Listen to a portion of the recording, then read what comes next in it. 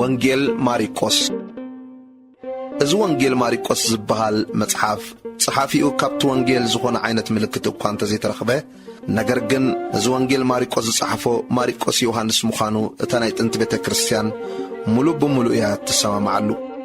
እዚ ናይ ማሪቆስ መልእኽቲ ነቶም ኣብ ሮማ ዝነበሩ ክርስቲያናት ንምትብባዕ እዩ ተጻሒፉ።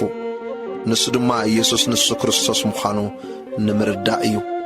ኢየሱስ ክርስቶስ በይኑ ወዲ ኣምላኽ ምዃኑ እዩ ማሪቆስ ኣቐሚጡ። ኢየሱስ ክርስቶስ ኣብ ልዕሊ ሕማምን ኣጋንንትን ሞትን ድማ ሓይሊ ኣብ ልዕሊኡ ነይሩ እዩ። ንሱ ንጉስ እዛ ንሪኣን ዘይንሪኦን ዘለና ዓለም እዩ። ንሱ ድማ ብምርጭኡ ነቦ ክእዘዝን ንዓና ክሞተልና ፈትዩ። ዝተጻሕፈሉ ዕላማ ወንጌል ማሪቆስ ዝተጻሕፈሉ ዕላማ ኢየሱስ ፍጹም ሰብን ፍጹም ኣምላኽ ምዃኑን ብጽኑዕ ንምርዳእ ተግባሩን ትምህርታቱን ንምግላጽ ኮይኑ ነቶም ኣብ ሮም ዝነበሩ ክርስቲያናት ከም ዝተጻሕፈ ብዙሓት ናይ መጽሓፍ ቅዱስ ምሁራት ዝሰማምዕሉ ሓቂ እዩ። መሪሕ ጠቕሲ ኣብ ምዕራፍ 10 ቁጽሪ 45 ዘሎ ኮይኑ ንሱ ድማ ወዲ ሰብ ከገልግል ሕይወቱ በጃ ብዙሓት ክህብ እምበር ከገልግልዎ ኣይመጸን በሎም። ወንጌል ማሪቆስ ከም ንሪኦ ጐይታ ኢየሱስ ኣብ ሕይወትና ክሰርሕ ክንከፍተሉ ንዕዮ ኣምላኽ ክንብገስን ኣብ ዓለም ዘለዉ ሽጉራት ዝእለዩ ብወንጌል ስለ ዝኾነ ነዚ መፍትሒ ዝኾነ ወንጌል ሒዝና ደው ንምባል ንበገስ።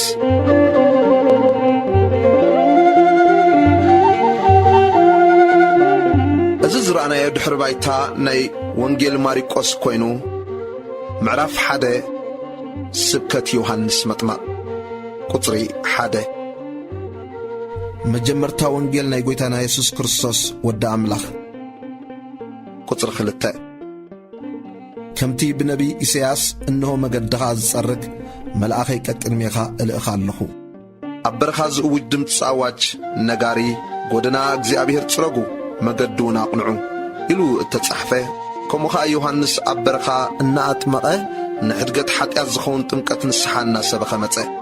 ብዘላ ሃገር ይሁዳን ኩሎም ሰብ ኢየሩሳሌምን ናብኡ ይወፁ ብሓጢኣቶም እናተናዘዙውን ኣብ ሩባ ዮርዳኖስ ብኡ ይጥመቑ ነበሩ። ክዳን ዮሐንስ ከዓ ጸጉር ግመል ዕጣቕ ሕቑውን ፍልቂ ነበረ። ኣንበጣን መዓር ሰንካልን ይምገብ ነበረ። ንሱ ከዓ ኻባይ ዝብርትዓነ ድኒነ ንምፍታሕ ስራኻ ሰኣኑ ዘይበቅዕ ደድሕረይ ይመጽእ ኣሎ። ኣነ ብማይ እጥምቐኩም ኣለኹ ንሱ ግና ብመንፈስ ቅዱስ ከጥምቐኩም እዩ እናበለ ሰበኸ። ጥምቀት ኢየሱስን ፈተናኡን ቁጽሪ 9 በቲ ቅንእቲ ኮነ ኢየሱስ ካብ ናዝሬት ናይ ገሊላ መጸ። ዮሐንስ ከዓ ኣብ ዮርዳኖስ ተጠምቀ። ካብ ማይ ምስ ወፀ ብኡብኡ ሰማያት ክኽፈታ መንፈስ ድማ ከም ርግቢ ክወርድ ከሎ ረአየ። ካብ ሰማይ ከዓ ባእኻ ዝሰመርኩ ፍትዊ ወደይ ንስኻ ኢኻ ዝብል ድምፂ መጸ። ቁጽሪ 12 መንፈስ ከዓ ብኡብኡ ናብ በረኻ ኣውፅኦ። ኣብቲ በረኻ ድማ ሰይጣን እናፈተኖ 40 መዓልቲ ጸንሐ። ምስ ኣራዊት ከዓ ነበረ። መላእኽቱን ኣገልገልዎ። ኢየሱስ 4 ገፈፍቲ ዓሣ ከም ዝጸውዐ ቁጽሪ 14 ድሕሪ ማእሰርቲ ዮሐንስ ከዓ ኢየሱስ ናብ ገሊላ መጸ እሞ እቲ ዘመን ተፈጸመ መንግሥቲ ኣምላኽ ከዓ ቀረበት ተነስሑ ብወንጌል እውን እመኑ እናበለ ወንጌል መንግሥቲ ኣምላኽ ሰበኸ። ቁጽሪ 16 ኣብ ጥቓ ባሕሪ ገሊላ ክመላለስ ከሎ ስምዖንን እንድርያስ ሓውን ገፈፍቲ ዓሣ ነበሩ እሞ መርበቦም ኣብ ባሕሪ ክድርብዩ ከለዉ ረአዮም። ኢየሱስ ድማ ገፈፍቲ ሰብ ክገብረኩም እየ ንዑ ሰዓብ ንበሎም። ብኡብኡ መርበቦም ሓዲጎም ሰዓብዎ። ካብኡ ንእሽቶ ሕልፍ ኢሉ ከዓ ያዕቆብ ወዲ ዘብዴዎስን ዮሐንስ ሓውን ኣብ ጃልባ መርበቦም ክዓርዩ ከለዉ ረአዮም። ብኡብኡ ጸውዖም። ነቦኦም ዘብዴዎስ ምስ ግዝኣቱ ኣብ ጃልባ ሓዲጎም ሰዓብዎ። ርኩስ መንፈስ ዝሓደሮ ሰብ ከም ዘሕወየ ቁጽሪ 21 ኣብ ቅፍርናሆም ኣተዉ። ብኡብኡ ከዓ ብሰንበት ናብ ቤት ጸሎት ኣትዩ መሃረ። ከምቶም ጸሓፍቲ ዘይኮነ ሥልጣን ከም ዘለዎ ይምህሮም ነበረ እሞ በትምህርኡ ተገረሙ። ኣብ ቤት ጸሎቶም ድማ ርኩስ መንፈስ ዘለዎ ሰብኣይ ነበረ። ንሱ ከዓ ኢየሱስ ናዝራዊ ምሳኻ እሞንታይ ኣሎና ክትጥፍኣና ዶ መጽኢኻ ኣታ ናይ ኣምላኽ ቅዱስ መን ምዃንካ ፈሊጠካ ኣለኹ እናበለ ጨደረ። ኢየሱስ ከዓ ስቕበል ካብኡውን ውፃእ ኢሉ ገንሖ። እቲ ርኩስ መንፈስ ከዓ ፈንጠርጠር ኣበሎ ብዓብዪ ድምፂ እናጨደረ ከዓ ካብኡ ወፀ። ኩሎም ድማ እንታይ እዩ እዚ ስንታይ ሓድሽ ምህርኡ እዩ ንርኩሳት መናፍስቲ ብስልጣን ይእዝዞም ንሳቶም ከዓ ይእዘዝሉ ኣለዉ እናበሉ ንሓድሕዶም ክሳዕ ዝተሓታትቱ ሰንበዱ። ወሪኡ ድማ ብኡ ናብ ኩላ ሃገር ገሊላ ወፅእ። ኢየሱስ ንሓማት ጴጥሮስን ካልኦት ሕሙማትን ከም ዘሕወየ ቁፅሪ 29 ካብ ቤት ጸሎት ወፂኡ ድማ ብኡ ምስ ያዕቆብን ዮሐንስን ናብ እንዳ ስምዖንን እንድርያስ ኣተወ። ሓማት ስምዖን ከዓ ዓሶ ሓሚማ ነበረት። ብኡ ብዛዕባኣ እነገርዎ። እሱ ድማ ናብኣ ቐሪቡ ኢዳ ሒዙ ኣተንስኣ። ብኡ እታ ዓሶ ሓደጋ ንሳውን ኣገልገለቶም። ቁፅሪ 32 ምስ መሰየ ፀሓይ ምስ ዓረበት ሕማም ዘለዎም ኣጋንንቱን ዝሓደርዎም ኩሎም ናብኡ ኣምፁ። ብዘላታ ከተማ ከዓ ኣብ ገበላ ተኣከበት። ብዙሕ ዝዓይነቱ ሕማም ዘለዎም ብዙሓት ሕሙማት ከዓ ኣሕወየ። ብዙሓት ኣጋንንቱ ናውፀ። እቶም ኣጋንንቲ ከዓ ይፈልጥዎ ነበሩ እሞ ክዛረቡ ኣይፈቐደሎምን። ኢየሱስ ኣብ ገሊላ ከም ዝመሃረ ቁፅሪ 35 አንጊዩ ተንስዩ ገና ለይቲ ኸሎ ወፀ። ናብ ጽሙዩ ቦታ ኸይዱ ድማ ኣብኡ ጸለየ። ስምዖንን እቶም ምስኡ ዘለውን ድማ ክደልይዎ ኸዱ። ምስ ረኸቦ ከዓ ኩሎም እምበር ይደልዩኻ ኣለዉ በልዎ። እሱ ድማ ምእንቲ እየ ወፅየ ዘለኹ እሞ ኣብ ካልእ ኣብዚ ቀረባ ዓድታትን ኣብኡ ክሰብኽ ንዑናይ ንኺድ በሎም። ኣብ ቤት ጸሎቶም እናሰበኸ ኣጋንንቱን እናውፀየ ኣብ ኩላ ሃገር ዞረ። ኢየሱስ ለምጻም ከም ዘሕወየ ቁፅሪ 40 ሓደ ለምጻም ናብኡ መፀ። ተንበርኪኹ ድማ እንተ ትፈቱስ ከተንጽሓኒ ትኽእል ኢኻ እናበለ ለመኖ። ኢየሱስ ከዓ ደንገጸሉ ኢዱ ዘርጊሑ ተንከዮ ፈትያ ኣለኹ ንጻሕ በሎ። እዚ ምስ በለ እቲ ለምጺ ብኡ ሓደጎ ነጸኸ ኸዓ። ኢየሱስ ድማ ኪድ ርእስኻ ንኻ ናርኢ ክንዲ ንዝነጻሕኻውን ናታቶም ምስክር ክኾኖም እቲ ሙሴ ዝኣዘዞ መባእ ኣቕርብ እምበር ንሓደ እኳ ገላእ ከይትነግር ተጠንቀቕ ኢሉ ኣሕሚሙ ተዛሪቡ ሰደዶ። ንሱ ግና ወፂኡ ብዙሕ ክሰብኽን ነቲ ነገር ከውርዮን ጀመረ። ኢየሱስ ከዓ ኣብ ወፃኢ ኣብ ጽሙይ ስፍራ ነበረ።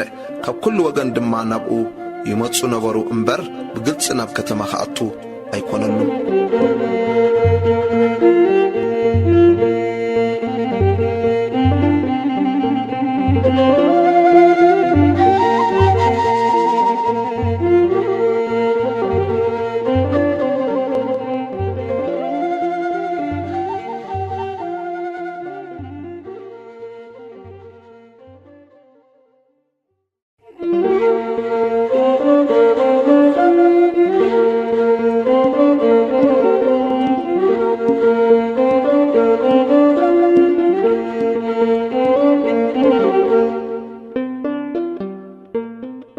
ወንጌል ማርቆስ ምዕራፍ 2 ኢየሱስ ልሙስ ሰብ ከም ዘሕወየ ቁፅሪ 1 ድሕሪ ሒደት መዓልቲ ድማ ኣብ ቅፍርናሆም ኣተወ እሞ ኣብ ቤት ከም ዘሎ ተሰምዐ። ብኡ ወገፈ ምእካል ክሳዕ ዝስእኖም ብዙሓት ተኣከቡ። ቃል ድማ ይነግሮም ነበረ። 4 ሰብኣይ ዝጸርዎ መጻጉዕ ናብኡ ኣምፁ። ሕዝቢ ስለ ዝበዝሐ ናብኡ ምእታውን ተሰኣኑ ከዓ ናሕስታ ዘለዋ ቤት ኣፍረሱ። ምስ ኣፍረሱ ነታ እቲ መጻጉዕ ደቂስዋ ዘሎ ዓራት ኣውረድዋ። ኢየሱስ ድማ እምነቶም ርኢዩ ነቲ መጻጉዕ ወደይ ሓጢኣትካ ተሓዲጉልካ በሎ።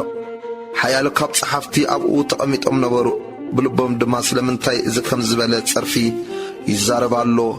ብዘይ ሓደ ኣምላኽ ከመን እዩ ሓጢኣት ክሓድግ ዝኽእል ኢሎም ሓሰቡ። ኢየሱስ ብልቦም እዝም ከም ዝሓሰቡ ብኡ ብመንፈሱ ፈሊጡ በሎም፣ ንምንታይ እዚ ብልብኹም ትሓስቡ ኣለኹም?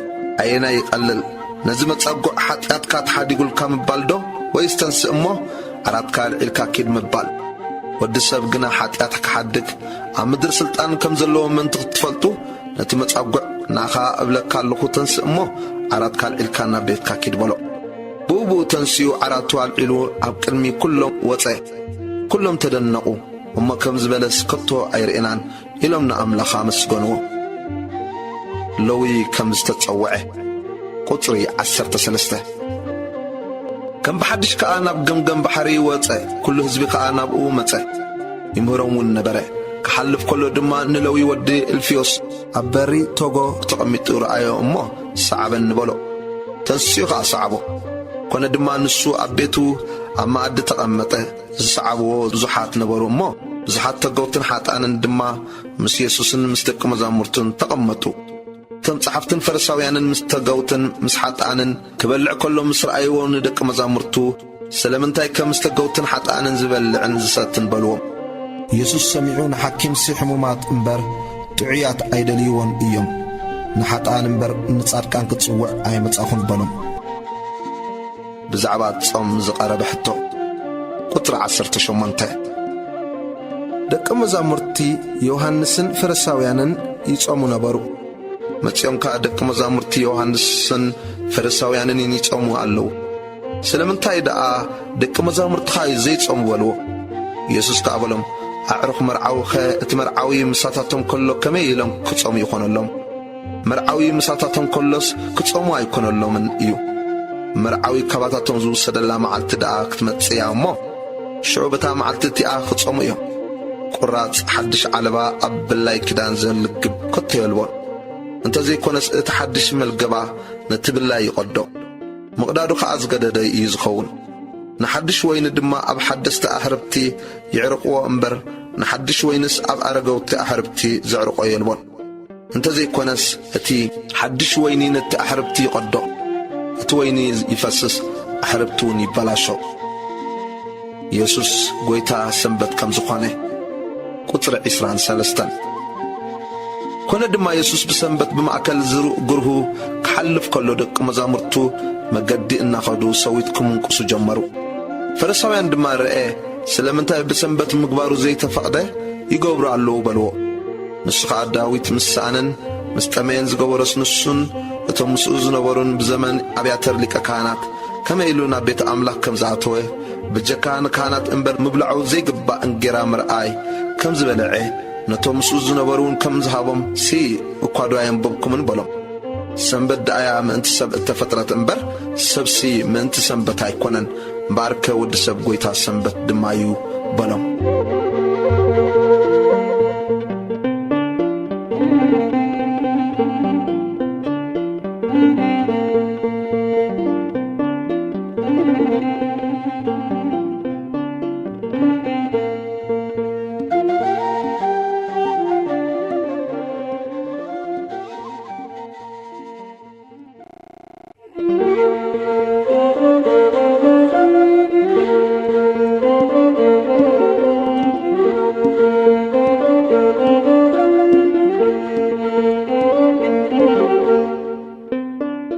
ወንጌል ማርቆስ ምዕራፍ 3 ኢዱ ዝለመሰሰብ ከም ዝሕወየ ቁጥሪ 1 ከም በሐድሽ ድማ ናብ ቤት ጸሎት ኣተወ ኣብኡ ኸኣ ኢዱ ዝነቐጸት ሰብኣይ ነበረ መንቲ ክኸስዎ ድማ ብሰንበት እንተ ኣሕወዮ ይጸናጸንዎ ነበሩ እቲ ኢዱ ዝነቐጸት ሰብኣይ ተንስእሞ ኣብ ማእከል ደው በል በሎ ንሱ ድማ ብሰንበት ጽቡቕ ምግባር ዶ ወይስ ክፉእ ምግባር ምድሓን ነፍሲ ዶ ወይስ መቕታላ ይግባእ በሎም نساتهم قناعات سقطوا بتدركنا لبهم قهيو بخورات أمتهم نتسب أيكا إتكا زرقح بلو نسخا زرقحة اتا إدوون حويت فرساويان دما بؤو واتيوم كما يجيران كم زطفؤو مس هرد ساويان كوينهم بزعبو تماخرو نيسوس بزح سب كم زعبو قطر شوعته يسوس دما مسدق مزامرتونا بحريق أغلسة كاب يهودان كاب غليلان كاب زح حزب صعبو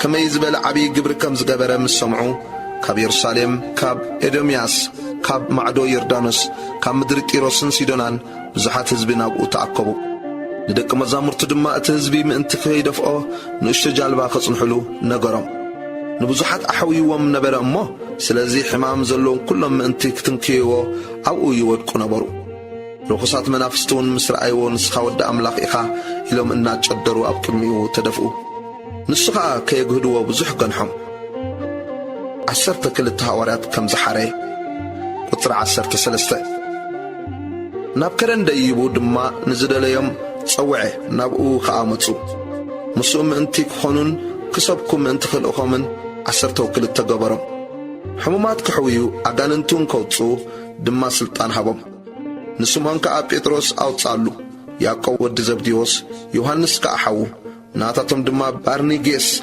أوتصالو مالت دك إنوغودا اندرياسن فيليبوسن برتلميوسن ماتيوسن توماسن ياقوب ود إلفيوسن تاديوسن سمعون بعالقانان እቲ ዘትሓዞ ይሁዳ ኣስቆሮታዊ ድማ ቁጽሪ 20 ናብ ቤት ከኣ ኣተወ መብላዕን ጌራ ክሳዕ ዝስእኑ ከኣ ከም ብሓድሽ ብዙሕ ህዝቢ ተኣከበ ኣዝማዱ ምስ ሰምዑ ተጸሊሉ ኢሎምዎ ነበሩ እሞ ክሕዝዎ መጹ ካብ ኢየሩሳሌም ዝወረዱ ጸሓፍቲ ድማ ብኤል ዘቡል ኣለዎ ነጋንንቲ ብሓለቓ ኣጋንንቲ እዩ ዘውፅኦም ዘሎ በሉ ኢየሱስ ጸውዖም ብምስላታት ከኣበሎም ሰይጣን ከመይ ገይሩ ንሰይጣን ከውፅኦ ይኾነሉ መንግስቲ ንሓድሕዳ እንተ ተፈላለየት እታ መንግስቲ እቲኣ ክትቀውማ ይትኽእልን እያ ቤት እውን ንሓድሕዳ እንተ ተፈላለየት እታ ቤት እቲኣ ክትቀውማ ይትኽእልን ሰይጣን ከዓ ንገዛእ ርእሱ እንተ ተጻረረን እንተ ተፈላለየን ይጠፍእ እምበር ክቀውማ ይክእልን ሓደ እኳ ቅድም ነቲ ሓያል እንተ ዘይኣሰረ ናብ ቤት ሓያል ኣትዩ ገንዘቡ ክብዝብዝ ዝኽእል የልቦን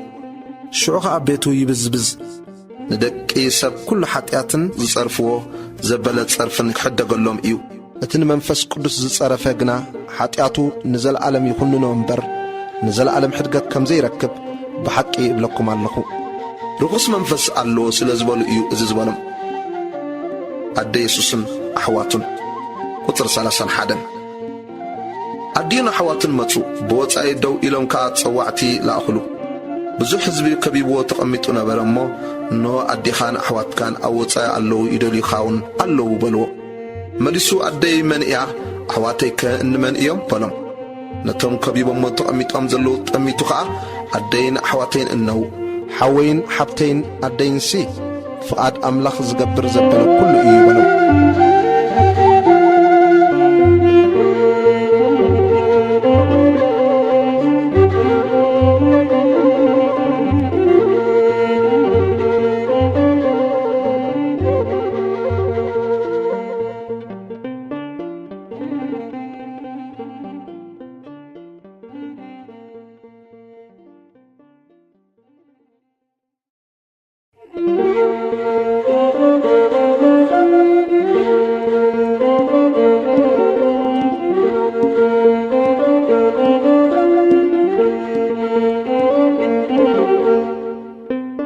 ወንጌል ማርቆስ ምዕራፍ 4 ምስላ ዘርእን ዘራእን ቁጽሪ 1 ከም ብሓድሽ ድማ ኣብ ገምገም ባሕሪ ክምህር ጀመረ ኣብቲ ባሕሪ ናብ ጃልባ ኣትዩ ክሳዕ ዝቕመጥ ብዙሕ ህዝቢ ናብኡ ተኣከበ ኩሉ እቲ ህዝቢ ከዓ ኣብ ጥቓ ባሕሪ ኣብ ምድሪ ነበረ ብብዙሕ ምስላታት ድማ መሃሮም በቲ ምህርኡ ከዓ በሎም ስምዑ እንሆ ዘራእይ ክዘርእ ወፈረ ኮኖ ከዓ ክዘርእ ከሎ ገለ ኣብ ጥቓ መገዲ ወደቐ عواف متين دما بلعاء قاليو خا بزح حمد أب زيبولو كوحي ودقاء عميق حمد زيبولو سلازخون الدما قلطيفو بقولي صحاي مسبرقات قنا حقوقه سور سلازيبولو نغطي قاليو خا بإشوخ ودقاء اتشوخ كا عبيو حانقو فرون أي فرين قاليو دما بصبق مدري ودقاء زبق كلن زعبن فرخ أهابه قاليو سالاسا قاليو سسا قاليو قامي تفري نمسمع إذن زلاتو يسمع بله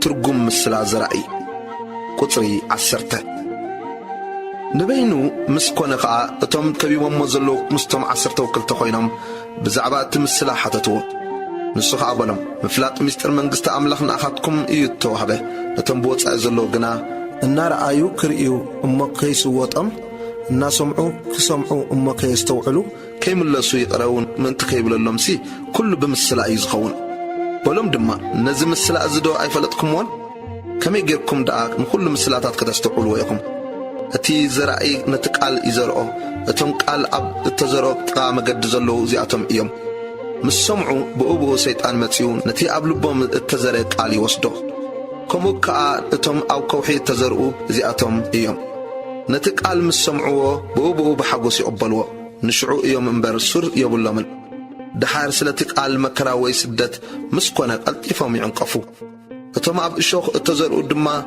زياتم ايام نتقال سمعوه حاليت زعلم زيان معشاهاتن كالم تمنيتن اتيو خانه تقال يحنقو فرزي بلو دما يخون اتم اب صبق مدر التزرعو خا زياتم ايام نتقال سمعوه زقبلوون فرخ ازفريو غليو 30 غليو 60 غليو 100 مسلا حبوب مبرهتي قطري 21 بلوم دما مبرهت دو اب تحتي كفر ويس اب تحت عرات كمبرو يمصو اب قوامك انديل كمبرو دايكونن ዘይጋሃድ ሕቡእ የልቦን ናብ ብርሃን ዘይመጽእ ስውር ድማ የልቦን ንምስማዕ እዝኒ ዘላቶ ይስማዕ ድማ በሎም ብትሰምዕዎ ተጠንቀቑ በቲ እትሰፍሩሉ መስፈሪ ክስፈረልኩም ክውስኸልኩምውን እዩ ንዘሎ ይወሃቦ እዩ እሞ ነቲ ዘይብሉ ግና እታ ዘላቶ እኳ የግድፍዎ ደኣ ምስላ ዘርእን ቀውዕን ቁፅሪ 26 በለውን መንግሥቲ ኣምላኽ ዘርእየ ኣብ ምድሪ ከም ዝዘርእ ሰብኣይ እያ ንሱ ለይትን መዓልትን ይድቅስን ይትንስእን እቲ ዘርኢ ድማ ንሱ ከይፈለጠ ይበቁል ይዓብውን እታ ምድሪ ባዕላ ትፈሪ ቅድም ጮማ ብቑሊ ድሓር ሰዊት ኣብቲ ሰዊት ድማ ብፁዕ ስርናይ ምስ በጽሐ ቀውዒ ኣትዩ እዩ እሞ ማዕጺዱ ይሰድድ ምስላ ዘርኢ ኣድሪ ቁፅሪ 30 በለ ድማ ንመንግሥቲ ኣምላኽ ብምንታይ ክንምስላ ወይስ እንታይ ምስላኡ ክንገብረላ ኢና ኣብ ምድሪ ከም እተዘርአት እሞ ካብ ኩሉ ዘርኢ ምድሪ እትንእስ ፍረ ኣድሪ እያ ምስ ተዘርአት ከዓ ትበቁል ካብ ኩሉ ኣሕምልቲ እውን ትዓቢ ኣዕዋፍ ሰማይ ኣብ ጽላላ ምስራሕ እንደአን ክሳዕ ዝኽእላ ከዓ ዓበይቲ ጨናፍር ትገብር ኢየሱስ ማዕበል ከም ዝህደአ ቁፅሪ 33 ምስምዑ ብዝከኣሎም መጠን በዚ ከምዚ ዝበለ ምስላታት ብዙሕ ነገር ተዛረቦም ብዘይ ምስላ ከዓ ኣይተዛረቦምን ንደቂ መዛሙርቱ ግና ኣብ በይኖም ኩሉ ይገልጸሎም ነበረ ቁፅሪ 35 በታ መዓልቲ እቲ ኣብ ምድሪ ምስ መሰየ ናብ ማዕዶን ንሳገር በሎም እቶም ህዝቢ ኣፋንዮም ድማ ንኡ ከምታ ዘለዋ ምሳታቶም ብጃልባ ወሰድዎ ካልኦት ጃላቡ ከዓ ምስኡ ነበራ ህቦቡላን ብርቱዕ ንፋስን ድማ ኾነ እታ ጃልባ ክሳዕ እትመልእ ማዕበል ናብታ ጃልባ ኣተወ ንስኻ ብወገን ድሕሪት እታ ጃልባ ተተርእሱ ደቂሱ ነበረ ኣተንሲኦም ድማ መምህር ክንጠፍእ ዶ ግድና የብልካን በልዎ ተንስኡ ንንፋስ ገንሖ ንባሕሪ ድማ ስቕበሊ ህድኢ በላ እቲ ንፋስ ዝግበለ ዓብዪ ህድኣቱን ኮነ ንሱ ከዓ ስለምንታይ እዩ ከምዚ ዝፈራህኩም ከመይ እምነት ዶ የብልኩምን በሎም ኣዝዮም ፈርሁ ንሓድሕዶም እውን እዚ ንፋስን ባሕርን ዝእዘዙሉስ መን ኮን እዩ ተባሃሃሉ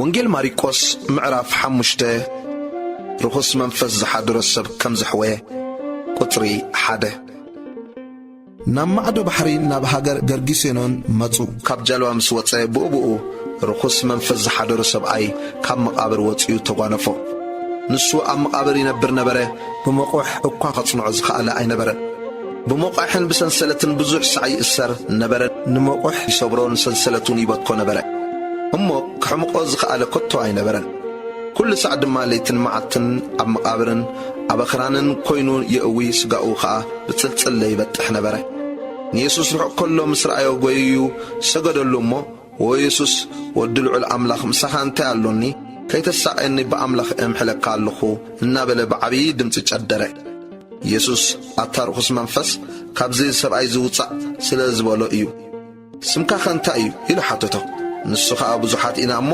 ስመይ ሌጊዮን እዩ በሎ ካብቲ ሃገር ከየውፅኦም ብዙሕ ለመኖ ኣብኡ ብርቱዕ መጓስእ ሓሰማታት ኣብ ጸግዒ ከረን ይበልዕ ነበረ ንሳቶም ከዓ ናብተን ኣሓሰማታት ስደደና እሞ ናብአን ክንኣቱ ኢሎም ለመንዎ ኢየሱስ ከዓ ብኡብኡ ፈቐደሎም እቶም ርኹሳት መናፍስቲ ወፂኦም ናብተን ሓሰማታት ኣተዉ እቲ መጓሰ ከዓ ካብቲ ጸድፊ ናብ ባሕሪ ጸደፈ ኣስታት 2,000 ነበራ ኣብ ባሕሪ ጥሒለን ሞታ እቶም ጓሶት ድማ ሃደሙ ኣብ ከተማን ኣብ ዓድታትን ከዓ ኣውረዩ እቶም ሰብ ከዓ እቲ ዝኾነ ክርእዩ ወፁ ናብ ኢየሱስ መፁ እቲ ርኹሳት መናፍስቲ ሒዞሞ ዝነበሩ ለጊዮን ዝነበርዎ ተቐሚጡ ተኸዲኑ ናብ ልቡ ተመሊሱ ረኣይዎ እሞ ፈርሁ እቶም ዝረኣዩ ድማ እቲ ርኹስ መንፈስ ዝነበሮ ከመይ ከም ዝኾነን ብናይተን ሓሰማታትን ነገርዎ ካብ ወሰን ምድሮም ከግልሰሎም ከዓ ክልምንዎ ጀመሩ ኣብ ጃልባ ከኣቱ ከሎ እቲ ርኩስ መንፈስ ዝነበሮ ምስኡ ክኸውን ለመኖ። ኢየሱስ ግና ናብ ቤትካ ኣብ ሰብካ ኪድ እግዚኣብሔር ከመይ ዝበለ ዓብዪ ግብሪ ከም ዝገበረልካን ከም ዝመሓረካን ንገሮም በሎ እምበር ኣይፈቐደሉን። ከይዱ ከዓ ኢየሱስ ከመይ ዝበለ ዓብዪ ግብሪ ከም ዝገበረሉ ኣብ 10 ከተማ ክሰብኽ ጀመረ። ኩሎም እውን ተደነቑ። ጓል ኢያኢሮስ ደም ዝፈሳ ዝነበረ ሰበይትን ቁፅሪ 21 ከም ብሓድሽ ድማ ኢየሱስ ብጃልባ ናብ ማዕዶም ዝተሳገረ ብዙሕ ህዝቢ ናብኡ ተኣከበ። ኣብ ጥቓ ባሕሪ ከዓ ነበረ። ካብ መራሕቲ ቤት ጸሎት ሓደ ኢያኢሮስ ዝስሙ መጸ። ምስ ረኣዮ ከዓ ኣብ እግሩ ወዲቑ ጓለይ ክትመውት ኢላ ኣላ እሞ ምእንቲ ክትፍወስን ክትሓወንሲ መጺኻ ኢድካ ኣንብረላ ኢሉ ኣጽኒዑ ለመኖ። ምስኡ ድማ ከደ። ብዙሓት ህዝቢ ከዓ ሰዓብዎ ይደፍእዎ እውን ነበሩ። ቁፅሪ 25 ካብ 12 ዓመት ሒዙ ደም ዛሕዛሕ ዝብላ ሰበይቲ ነበረት። ንሳ ብብዙሓት ሓኪማት ብዙሕ ተሰቀየት። ኩሉ ገንዘባውን ወደት፣ ግና ከገደዳ እምበር ኣይጠቐማን። ብዛዕባ ኢየሱስ ምስ ሰምዐት ክዳኑ ጥራይ እንተተንከኹ ክሓዊ እየ ኢላ ኣላ እሞ ብማእከል እቶም ህዝቢ ብድሕሪኡ መጺያ ክዳኑ ተንከየት። ብኡቡ ዓይኒ ደማ ነቐጸ። ካብ ሕማም ከም ዝሓወየት ከኣን ብነፍሳ ተፈለጣ። ሽዑ ኢየሱስ ካብኡ ሓይሊ ከም ዝወፀ ብውሽጡ ተፈሊጥዎ ናብቶም ህዝቢ ግልጽ ኢሉ መን እዩ ክዳነይ ዝተንከየ በለ። ደቂ መዛሙርቱ ድማ ህዝቢ ክደፍኣካ ትርኢ ኣለኻ፣ ንስኻ ግና መን ተንከየኒ ትብል በልዎ። ነታ እዚ ዝገበረት ክርኢ ድማ ግልጽ ግልጽ በለ። እታ ሰበይትኻ እቲ ኣብኣ ዝኾነ ነገር ፈሊጣ ነበረት እሞ ፈሪሃ ራዕራዕ እናበለት መጺያ ሰገደትሉ። ኩሉ ተሓቀውን ነገረቶ። ንሱ ከዓ ጓለየ እምነትኪ ኣድሓነትኪ፣ ብሰላም ኪዲ ካብ ሕማም ክውን ጥዓይ በላ። ቁፅሪ 35 ገና እዚ ክዛረብ ከሎ ካብ ገዛ መራሒ ቤት ጸሎት ጓልካ ሞይታ ደጊምከ ስለምንታይ ንመምህር ተድክሞ ኣለኻ ዝብልዎ መጹ። ኢየሱስ ከዓ እዚ ዘረባ እዚ ክዛረቡ ምስ ሰምዐ ነቲ መራሒ ቤት ጸሎት ኣይትፍራህ እመን ደኣ በሎ።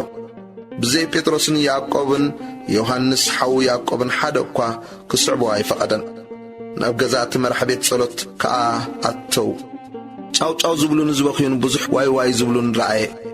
ኣትዩ እዛ ቈልዓ ደቂሳ ኣላ እምበር ኣይሞተትን ስለምንታይ ከጫውጫው ትብሉን ትበኽዩን ኣለኹም በሎም። ሰሓቕዎ ድማ። ንሱ ግና ንኹሎም ኣውፂኡ ኣቦ እታ ቈልዓን ኣዲኣን እቶም ምስኡ ዘለውን ሒዙ ናብቲ እታ ቈልዓ ዘላቶ ኣተወ። ኢድ እታ ቈልዓ ሒዙ ከዓ ጣሊታ ቁም ይበላ። ትርጓሚኡ ኣትጓል ተንስኢ እብለኪ ኣለኹ እዩ። እታ ጓል ድማ ብኡ ተንስአት። 12 ዓመት ጌራ ነበረት እሞ ተዛወረት። ሽዑ ዓብዪ ምግራም ተገረሙ። ነዚ ሓደ እኳ ከይፈልጦ ኣሕሚሙ ኣዘዞም ዝብላዕ ክህብዋ ከዓ ነገሮም።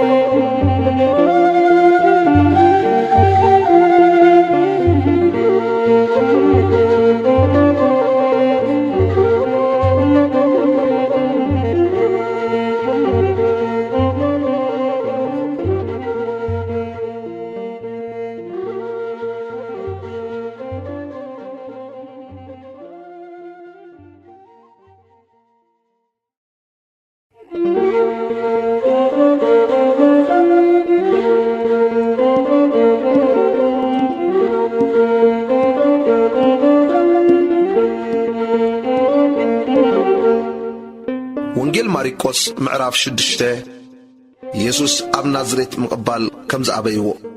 ቁፅሪ 1 ካብኡ ወፂኡ ናብ ዓዱ መጸ። ደቀ መዛሙርቱ ከዓ ሰዓብዎ። ብሰንበት ድማ ኣብ ቤት ጸሎት ክምህር ጀመረ። ብዙሓት ንኡ ሰሚዖም ነዚ ነገር እዚ ካበይ ይረኸቦ? ከምዚ ዝበለ ሓይልታት ብኢዱ ዝግበርከ እንታይ ጥበባት ወሃበቶ? እዚስ እቲ ጸራቢ ወዲ ማርያም ሓዊ ያዕቆብን ዮሴን ይሁዳን ስምዖንን ደይኮነን? ኣሕዋቱስ ኣብዚ ዶምሳና ኣየለዋን? እናበሉ ተገረሙ። ብኡ ከዓ ተዓንቀፉ። ኢየሱስ ድማ ነቢይ ብዘይ ኣብ ዓዱን ኣብ ኣዝማዱን ኣብ ቤቱን ኣይነዓቕን እዩ በሎም። ኣብኡ ከዓ ብዘይ ንሒደት ሕሙማት ኢዱ ኣንቢሩ ዘሕወዮም እምበር ሓይሊ ክገብር ኣይኮነሉን። በቲ ዘይምእማኖም ድማ ገረሞም። እናመሃረ ከዓ ኣብቲ ኣብ ከባቢ ዘሎ ዓድታት ዞረ። ኢየሱስ ነቶም 12 ሐዋርያት ከም ዝለኣኾም። ቁፅሪ 7 ነቶም 12 ድማ ጸውዖም በብኽልተውን ክልእኾም ጀመረ። ኣብ ርኹሳት መናፍስቲ ከዓ ሥልጣን ሃቦም። ንመገዲ ድማ በትሪ ጥራይ እምበር ልቖታ ኾነ እንጌራ ኾነ ገለ ገንዘብ እኳ ኣብ ቀናውቶም ከየማልኡ ኣዘዞም። ግናኸ ኣስኣንኩም ኣእቱ ክልተ ቀሚሽ ኣይትከደኑ በሎም። ኣብታ ዝኣተኹምዋ ቤት ካብኣ ክሳዕ ትወፁ ኣብኣ ተቐመጡ። ኣብታ ዘይተቐበልኹም ወይስ ዘይሰምዑኹም ስፍራ ካብኣ ወፂኹም ናታቶም ንምስክር ተጓብኣ ኣጋርኩም ንገፉ። ብመዓልቲ ፍርዲ ካብ ነታ ዓዲ እቲኣስ ንሰዶምን ንጎሞራን ከም ዝቐልል ብሓቂ ይብለኩም ኣለኹ በሎም። ንሳቶም ድማ ወፂኦም ሰብ ክንሳሕ ሰበኹ፣ ብዙሓት ኣጋንንቲ ኣውፅኡ፣ ንብዙሓት ሕሙማት እውን ዘይቲ ለለኽዮም ኣሕወይዎም። ሞት ዮሐንስ መጥማቕ ቁጽሪ 14 ንጉሥ ሄሮዶስ ድማ እዚ ሰምዐ ስሙ ተጋሂዱ ነበረ እሞ ዮሐንስ መጥማቕ ካብ ሙታት ተንስኡ እዩ፣ ስለዚ ከም ዝበለ ሓይሊ ብኡ ይግበር ኣሎ በለ። ካልኦት ግና ኤልያስ እዩ በሉ፣ ካልኦት ከዓ ነቢይ ከም ሓደ ካብ ነቢያት እዩ በሉ። ሄሮዶስ ግና እዚ ምስ ሰምዐ እዚ እቲ ኣነ ርእሱ ዘሰየፍክዎ ዮሐንስ እዩ ንሱ ካብ ሙታት ተንስኡ በለ። ዮሐንስ ንሄሮዶስ ሰበይቲ ሓዊኻ ንኣኻ ክትከውን ኣይግባእካን ኢልዎ ነበረ። ሄሮዶስ ንሄሮድያዳ ሰበይቲ ፊልጶስ ሓዊ ኣእትይዋ ነበረ እሞ ብሰራ ሊኢኹን ዮሐንስ ሒዙ ኣብ ቤት ማእሰርቲ ኣሲርዎ ነበረ። ሄሮዶስ ንዮሐንስ ጻድቕ ቅዱስ ሰብኣይ ምዃኑ ፈሊጡ ይፈርሆ ነበረ እሞ ይሕልዎ ከዓ ነበረ። ምስ ሰምዖ ድማ ይጭነቕ ብሓጎስውን ይሰምዖ ነበረ። ሄሮድያዳ ከዓ ተቐየመቶ፣ ክትቀትለውን ደሌት፣ ግናኸ ኣይተኸኣላን። ምሽእቲ መዓልቲ ምስ ኮነት ሄሮዶስ እትወልደላ መዓልቲ ሽዑ ንዓበይቱን ንሻለቀታቱን ንሽማምንቲ ገሊላን ምሳሕ ገበረ። ጓል ሄሮድያዳ ድማ ኣትያ ሳዕስዐት። ንሄሮዶስን ምስኡ ንተቐመጡን ከዓ ኣሓጐሰቶም። እቲ ንጉሥ ነታ ጓል ዝደለኽዮ ለምኒ እሞ ክህበኪ በላ። ክሳዕ ፍርቂ መንግሥተይ እንተኾነ እኳ ዝለመንክኒ ክህበኪ ኢሉ መሓለላ። ወፂያ ድማ ንዲኣ እንታይ ክልምኖ በለታ። ንስኻ ርእሲ ዮሐንስ መጥማቕ በለታ። ብኡቡ ቐልጢፋ ናብ ንጉሥ ኣትያ ርእሲ ዮሐንስ መጥማቕ ሕጂ ኣብ ሒላብ ጌርካ ክትህበኒ እደልያ ኣለኹ ኢላ ለመነቶ። እቲ ንጉሥ ድማ ኣዝዩ ሓዘነ፣ ስለቲ መሓላኡን ስለቶም መቓምጡን ግና ክኸልዓ ኣይፈተወን። ብኡቡ ድማ እቲ ንጉሥ ንሓደ ዓቀይታይ ርእሱ ከምጽእ ኣዚዙ ለኣኾ። ንሱ ከዓ ናብ ቤት ማእሰርቲ ኸይዱ ርእሱ ሰየፈ። ብሒላብ ኣምፂኡ ድማ ነታ ጓል ሃባ፣ እታ ጓል እውን ነዲኣ ሃበታ። ደቂ መዛሙርቱ ድማ ሰሚዖም መጹ ነቲ ሬሳኡ ኣልዒሎም ናብ መቓብር ኣእተውዎ። ኢየሱስ ን5,000 ሰብ ከም ዝመገበ ቁጥሪ 30 እቶም ሐዋርያት ድማ ናብ ኢየሱስ ተኣከቡ፣ ዝገበርዎን ዝመሃርዎን ከዓ ኣዛረብዎ። ንምብላዕ እኳ ጊዜ ክሳዕ ዝስእኑ ዝመጹን ዝኸዱን ብዙሓት ነበሩ እሞ ኣብ ጽሙይ ቦታ ብሕቲ ኢልኩም ሓንሳእ ክትዓርፉ ንዑና ይበሎም። በይኖም ብጃልባ ናብ ጽሙይ ቦታ ኸዱ ከለዉ ከዓ ረኣይዎም፣ ብዙሓትን ኣለለይዎም። ካብ ኩለን ከተማታት ድማ ብእግሪ ናብኡ ጐየዩ። ቀዲሞምዎም ድማ መጹ፣ ናብኡ እውን ተኣከቡ። ኢየሱስ ምስ ወፀ ብዙሕ ሕዝቢ ረኣየ። ሓላዊ ከም ዘይብለን ኣባጊዕ ነበሩ እሞ ደንገጸሎም፣ ብዙሕ እውን ክምህሮም ጀመረ። እቲ ጊዜ ኣዝዩ ምስ ሓለፈ ደቂ መዛሙርቱ ቀሪቦም እዛ ቦታ እዚኣ በረኻ እያ፣ ምድሪ ከዓ መሲኡ እዩ፣ ዝብላዕ የብሎምን እሞ ኣብ ጥቓና ናብ ዘሎ ኣቑሻትን ዓድታትን ከይዶም ናታቶም ዝበልዕዎ ክዕድጉ ኣሰናብቶም በልዎ። ንሱ ግና መሊሱ ክበልዑ ንስኻትኩም ሃብዎም በሎም። ንሳቶም ከዓ ኬድና ብ200 ዲናር እንጌራ ክንዕድግ እሞ ክበልዑ ክንህቦም በልዎ። ንሱ ድማ ክንደይ እንጌራ ከም ዘለኩም ኪዱ ረኣዩ በሎም። ምስ ፈለጦ 5 2 ዓሳን በልዎ። ንኹሎም በብመኣዲ እናሰርዑ ኣብ ለምለም ሳዕሪ ከቐምጥዎም ኣዘዞም። ከከም መስርዖም በብ100 በብ50 ተቐመጡ። ነቲ 5 እንጌራን 2 ዓሳን ኣልዒሉ ናብ ሰማይ ገጹ ቁልሕ ኢሉ ባረኸ። ነተን እንጌራ ቖሪሱ ከቕርብሎም ንደቂ መዛሙርቱ ሃቦም። እቲ 2 ዓሳ እውን ንኹሎም መቐሎም። ኩሎም ድማ በሊዖም ጸገቡ። እቲ ቈረርስ እውን 12 መሰብ ሙሉእ ኣልዓሉ። ካብቲ ዓሳ ድማ እቶም እንጌራ ዝበልዑ ከዓ 5,000 ሰብኣይ እዮም። ኢየሱስ ማይ እናረገጸ ከም ዝኸደ ቁጽሪ 45 ብኡቡ ድማ ንደቂ መዛሙርቱ ነቶም ህዝቢ ክሳዕ ዝሰናብት ናብ ጃልባ ኣትዮም ንማዕዶ ናብ ቤት ሳይዳ ክቐድምዎ ብግዲ በሎም። ምስ ኣሰናበቶም ክጽሊ ናብ ከረን ደየበ። ምድሪ ምስ መሰየ እታ ጃልባ ኣብ ማእከል ባሕሪ ነበረት። ንሱ ድማ በይኑ ኣብ ምድሪ ነበረ። ንፋስ ብቕድሚኦም ነበረ እሞ ክኸዱ ኸለዉ ብማዕበል ክጭነቑ ረኣዮም። ብራባዓይ ምቃለይቲ ኣቢሉ ባሕሪ እናኸደ ናባታቶም መጸ፣ ክሓልፎም እውን ደለየ። ንሳቶም ግና ባሕሪ ክኸይድ ከሎ ምስ ረኣይዎ ምትሃት መሲልዎም ጸርሑ ኩሎም ረአይዎ እሞ ሰንበዱ ብኡብኡ ከዓ ኣጆኹም ኣነ ኣይትፍርሁ ኢሉ ተዛረቦም ናባታቶም ከዓ ናብ ጃልባ ኣተወ እቲ ንፋስ ድማ ሃድአ ንሳቶም እውን ብዙሕ ተገረሙ ልቦም ተደፊኑ ነበረ እሞ እቲ ናይ እንጌራ ነገር ኣየስተውዓልዎን ኢየሱስ ኣብ ጌንሳሬጥ ሕሙም ከም ዘሕወ ቁጽሪ 53 ምስ ተሳገሩ ናብ ምድሪ ጌንሳሬጥ መጺኦም ነታ ጃልባ ኣቆምዋ ካብ ጃልባ ምስ ወጹ ብኡብኡ ኣለለይዎ ኣብ ኩላት ሃገር ጐየዩ ኣበይ ምህላው ምስ ሰምዑ ከዓ ድንሳት በዓራታት ገይሮም ናብኡ ክጸርዎም ጀመሩ ኣብ ዝኣተዎ ዘበለ ድማ ኣብ ዓድታት ኮነ ወይ ኣብ ከተማታት ወይ ኣብ ኣቑሻት ነቶም ሕሙማት ኣብ ዕዳጋታት በጥ ኣበልዎም ዘፈር ክዳኑ ክትንክዩ ድማ ለመንዎ ዝተንክዮ ዘበለ ኩሉ እውን ሓወየ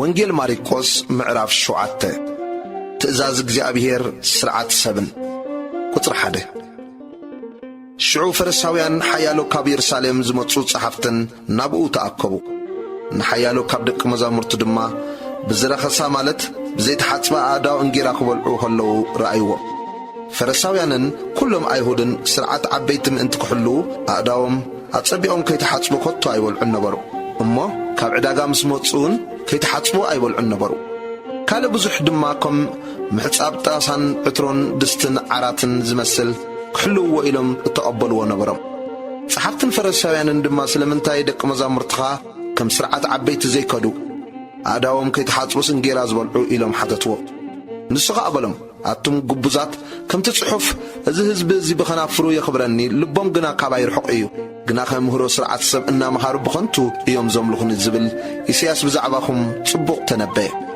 ትእዛዝ ኣምላኽ ሓዲግኩም ስርዓት ሰብ ትሕሉ ኣለኹም ከም ምሕጻብ ጣሳን ዕትሮን ብዙሕ ካልእ ድማ ነዚ ዝመስልን ትገብሩ ኣለኹም ስርዓትኩም ምእንቲ ክትሕሉ ትእዛዝ ኣምላኽ ብምፍራስኩም ጽቡቕ ዳ ሙሴ ኣቦኻን ኣዲኻን ኣኽብር ነብኡ ወይስ ነዲኡ ሕሱም ቃል ዘውስእ ሞት ይሙት ኢሉ ኣሎ ንስኻትኩም ግና ሰብ ነብኡ ወይ ነዲኡ እቲ ካባይ እትጥቀመሉ ቁርባን ገይረዮ እየ ማለት ሞባእ እዩ እንተበሎም ደጊም ነብኡ ወይስ ነዲኡ ሓደ ነገር ክገብረሎም ከቶ ኣይትፈቕድሉን ኢኹም ምእንቲ እቲ ዝስራዕኹምዎ ስርዓትሲ ቃል ኣምላኽ ትስዕሩ ነዚ ዝመስሉን ብዙሕ ትገብሩ ኣለኹም ንሰብ ዘርክሶ ነገር ቁጥር 14 ነቶም ህዝቢ ከም ብሓድሽ ጸዊዑ ኩልኩም ስምዑንን ኣስተውዕሉን ካብ ሰብ ዝወፅእ እዩ ንሰብ ዘርክሶ እምበር ካብ ወፃኢ ናብ ሰብ ዝኣቱስ ገለ እኳ ከርክሶ ኣይክእልን እዩ እትሰምዕ እዝኒ ዘላቶ ይስማዕ በሎም ካብቶም ህዝቢ ዝተፈልዩ ናብ ቤት ምስ ኣተወ እቶም ደቂ መዛሙርቱ ብዛዕባ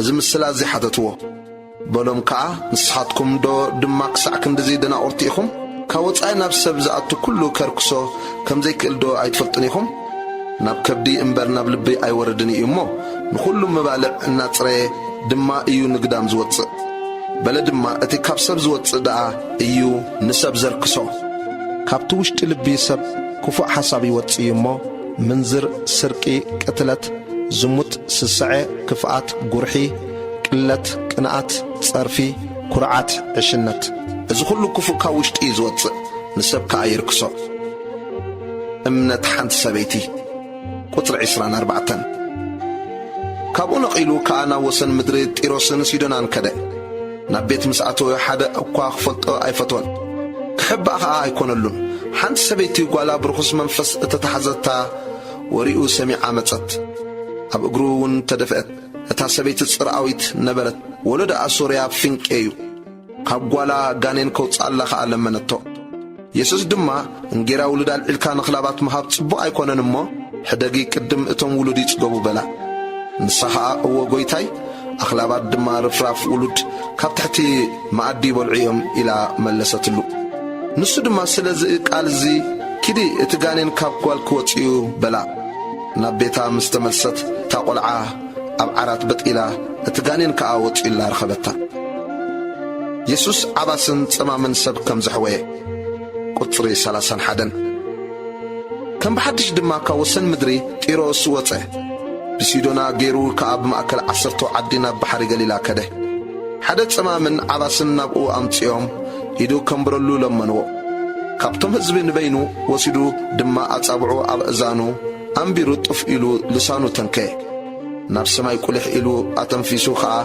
ኤፍታ በሎ እዚ ተኸፈት ማለት እዩ ሽዑ ኣዛኑ ተኸፍታ ማእሰርቲ ልሳኑ ድማ ተፈትሐ ኣቕኒዑውን ተዛረበ ንሓደ እኳ ኸይነግሩ ኣምሪሩ ኣዘዞም ንሳቶም ግና ብመጠን እቲ ዝኸልከሎም ኣዝዮም ኣውረዩ ንሳቶም ከዓ ንሱ ንኹሉ ጽቡቕ ገበሮ ጸመማት ከም ዝሰምዑ ዓባሳት ከም ዝዛረቡ ገበረ እናበሉ ብዘይልክዕ ተገረሙ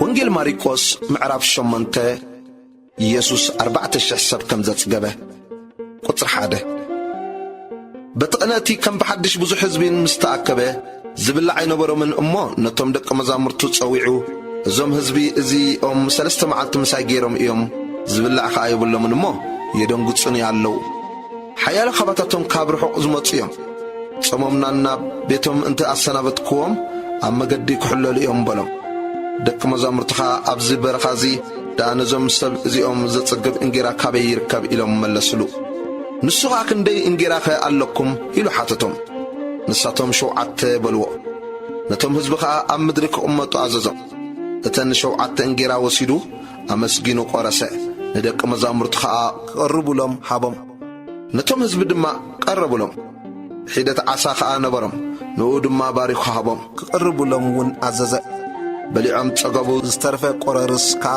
7 መሶብ ኣልዓሉ እቶም ዝበልዑ ኣስታት 4,000 እዮም ሽዑ ከዓ ኣሰናበቶም ፈሪሳውያን ተኣምር ክገብረሎም ከም ዝሓተቱ ቁጽሪ 10 ድሕሪዚ ብእቡ ምስ ደቀ መዛሙርቱ ናብ ጃልባ ኣትዩ ናብ ሃገር ደልማኑታ መጸእ ፈሪሳውያን ከዓ ወፁ እናፈተንዎ ካብ ሰማይ ትምህርቲ ካብኡ ደልዮም ክከራኸርዎ ጀመሩ ንሱ ድማ ብመንፈሱ ኣሕዘን ዚኑ እዚ ወለዶ እዚ ንምንታይ ትእምርቲ ይደሊ ኣሎ ነዚ ወለዶ እዚ ትምህርቲ ከም ዘይወሃቦ ብሓቂ ይብለኩም ኣለኹ በለ ሓዲግዎም ከም ብሓድሽ ናብ ጃልባ ኣተወ ናብ ማዕዶውን ተሳገረ ማይ ቢሑቕ ፈሪሳውያንን ሄሮድሳውያንን ቁጽሪ 14 ምምላእ እንጌራ ከዓ ረስዑ ምሳታቶም ኣብ ጃልባ ብጀካ ሓንቲ እንጌራ ኣይነበሮምን ንሱ ድማ ካብ ማይ ቢሑቕ ፈሪሳውያንን ካብ ማይ ቢሑቕ ሄሮድስን ተጠንቀቑን ተኣርነቡን ኢሉ ኣዘዞም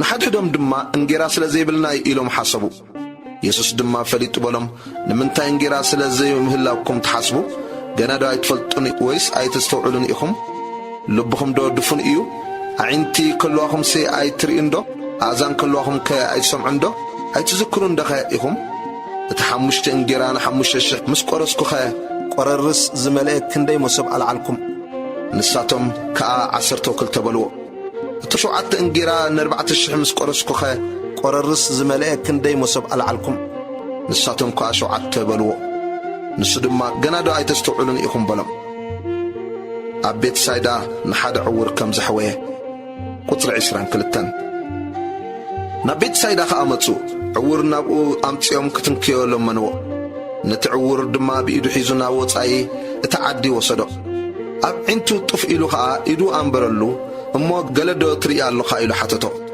ቋሕ ኢሉ ድማ ሰባት እርኢ ኣለኹ ክመላለሱ ከለዉ ኣእዋም መሲሎም እርእዮም ኣለኹ በለ ከም ብሓድሽ ድማ ኢዱ ኣብ ኣዒንቱ ኣንበረሉ እሞ ኣጸቢቑ ጠመተ ሓወየ ንኹሉውን ተቐሊዑ ረኣዮ ኢየሱስ ከዓ ናብ ዓዲ ኣይትእቶ ኢሉ ናብ ቤቱ ሰደዶ። እምነት ጴጥሮስን ምስክርነቱን ቁጥሪ 27 ኢየሱስን ደቀ መዛሙርቱን ናብ ዓድታት ቄሳርያ ናብ ፊልጶስ ከዱ።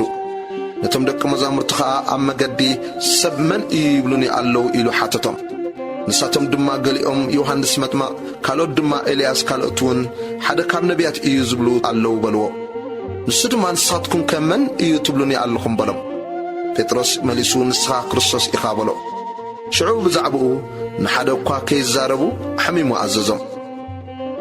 ኢየሱስ ብዛዕባ ስቓይን ሞትን ከም ዝተዛረበ ቁጥሪ 31 ንወዲ ሰብ ብዙሕ ሓሰረ መከራ ክጸግብ ብዓበይቲ ህዝብን ብሊቃውንቲ ካህናትን ጸሓፍትን ክነዓቕን ክቐተልን ድሕሪ 3 መዓልቲ እውን ክትንስእ ከም ዝግብኦ ክምህሮም ጀመረ። ነዚ ነገር እዚ ድማ ኣግሂዱ ተዛረቦ። ጴጥሮስ ከዓ ፍሉይ ኣቢሉ ከገንሖ ጀመረ። ናብ ደቀ መዛሙርቱ ግልጽ ኢሉ ርእዩ ንጴጥሮስ ኣታ ሰይጣን ናይ ሰብ እምበር ናይ ኣምላኽ ኣይትሓስብን ኢኻ እሞ ካባይ ርሓቕ ኢሉ ገንሖ። ኢየሱስ ምግልጋል ዘስዕቦ መስዋዕትነት ቁጥሪ 34 ነቶም ህዝቢ ምስ ደቀ መዛሙርቱ ጸዊዑ ድማ በሎም፣ ዝኾነ ይኹን ደድሕረይ ክስዕበኒ ዝደሊ እንተሎ ገዛ ርእሱ ይቕበጽ፣ መስቀሎ የልዕል እሞ ይስዓበኒ። ንህይወቱ ከድሕና ዝደሊ ከጥፍኣ እዩ። እቲ ንህይወቱ ምእንቲ ወንጌልን ዘጥፍኣ ግና ከድሕና እዩ። ንሰብ ብዘላ ዓለም ረቢሑ ነፍሱ እንታጥፈ እንታይ ይጠቕሞ? ሰብከ በጃ ነፍሱ እንታይ መሃበ? ስለዚ ኣብዚ ዘማውን ሓጣእን ወለዶ ብኣይን ብቓለይን ዝሓፈረ ወዲ ሰብ ድማ ብግርማ ኣቦኡ ምስ ቅዱሳን መላእኽቱ ምስ መጸ ብኡኡ ክሓፍር እዩ።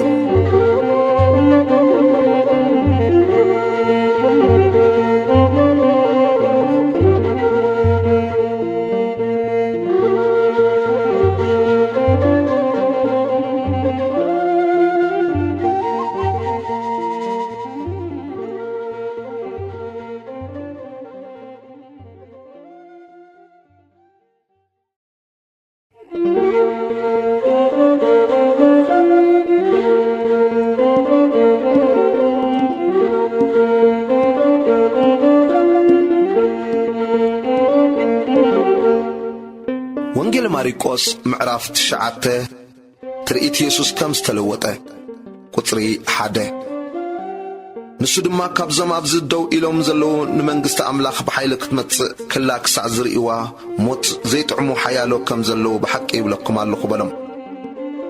ቁጥሪ 2 ድሕሪ 6 መዓልቲ ከዓ ኢየሱስ ንጴጥሮስን ያዕቆብን ዮሐንስን ወሲዱ ንበይኖም ናብ ነዊሕ ከረና ደየቦም። ኣብ ቅድሚኦም እውን ተለወጠ። ክዳኑ ድማ በርሀ፣ ኣብ ምድሪ ሓጻቢ ከምኡ ገይሩ ከጸዓዱ ዘይክል ኣዝዩ ጸዓደወ። ኤልያስን ሙሴን ድማ ተራእይዎም፣ ንሳቶም ምስ ኢየሱስ ይዘራረቡ ነበሩ። ጴጥሮስ ከዓ ንኢየሱስ መሊሱ መምህር፣ ኣብዚ ምንባር ንኣና ጽቡቕ እዩ። 3 ዳስ ክንሰርሕ፣ ሓደ ንኣኻ፣ ሓደ ንሙሴ፣ ሓደ ከዓ ንኤልያስ በሎ። ሰንቢዶም ነበሮ እሞ ነቲ ዝብሎ ኣይፈልጦን ነበረ። ደመና መጺኡ ኣገልበቦም። ካብቲ ደበና ከዓ እዚ ዘፍቅሮ ወደ እዩ ንኡ ስምዕዎ ዝብል ድምፂ መጸ። ብኡ ግልጽ ግልጽ ኢሎም እንተጠመቱ ከዓ ብዘይ ኢየሱስ በይኑ ምሳታቶም ሓደ እኳ ይረአዩን።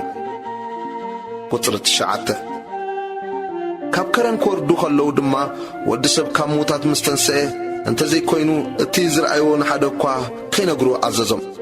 ነቲ ቃሉ ከዓ ሓዝዎ።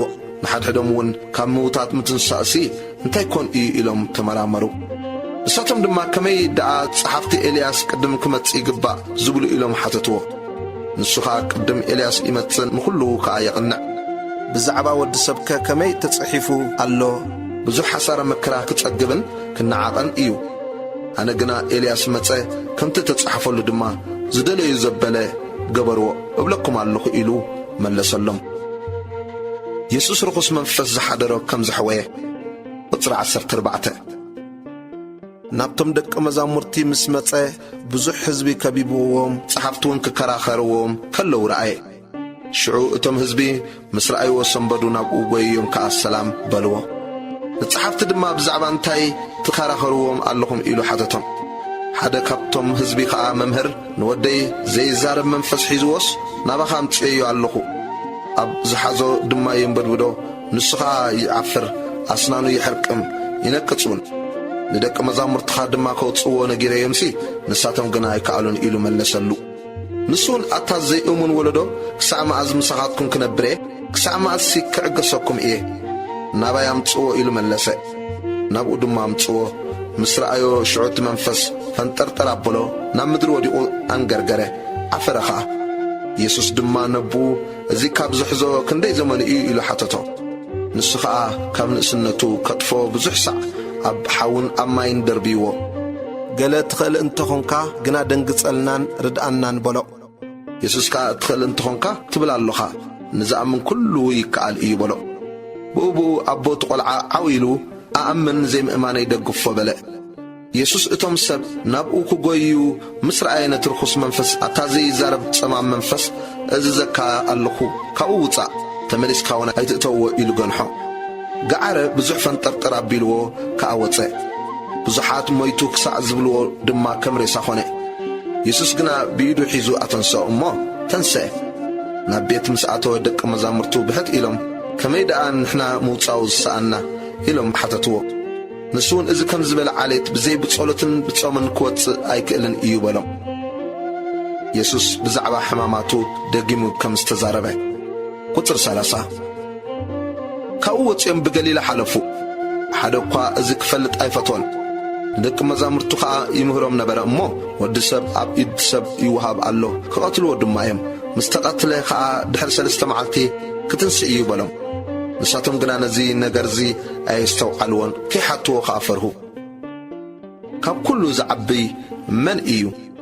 ቁፅሪ 33 ኣብ ከፍርናሆም በጽሐ። ናብ ቤት ምስ ኣተወ ከዓ ኣብ መገዲ እትዘራረብሉ ዝነበርኩም እንታይ እዩ ኢሉ ሓተቶም። ንሳቶም ከዓ ኣብ መገዲ ንሓድሕዶም መንኮን ይበልጽ ይበሃሃሉ ነበሩ እሞ ኣጽቀጡ። ምስ ተቐመጠ ድማ ነቶም 12 ጸዊዑ እቲ ቅድሚት ክኸውን ዝደሊ ድሕሪ ኩሉን ግዙእ ኩሉን ይኹን በሎም። ቈልዓ ወሲዱ ድማ ማእከሎም ደው ኣበሎ። ሓቒፍዎ ከዓ ካብዞም ከምዚኣቶም ዝበሉ ንኣሽቱ ንሓደ ብስመይ ዝቕበል ዘበለ ንኣይ እዩ ዝቕበል። እቲ ንኣይ ዝቕበል ከዓ ነቲ ዝለኣኸኒ እዩ እምበር ንኣይ ኣይኮነን ዝቕበል በሎም። ኢየሱስ ዘይቃወመና ዘበለ ምሳና እዩ ከም ዝበለ ቁፅር 38 ዮሐንስ ከዓ መምህር ሓደ ዘይስዕበና ብስምካ ኣጋንንቲ ከውፅእ ከሎ ርኢናዮስ ንሱ ስለ ዘይሰዓበና ከልኢናዮ በሎ። ኢየሱስ ከዓ በለ ኣይትኽልእዎ ብስመይ ሓይሊ ዝገብር እሞ ብኡ ሕሱም ክዛረበለይ ዝኽእል ሓደ እኳ የልቦን። ዘይበኣሰና ዘበለ ኩሉ ምሳና እዩ።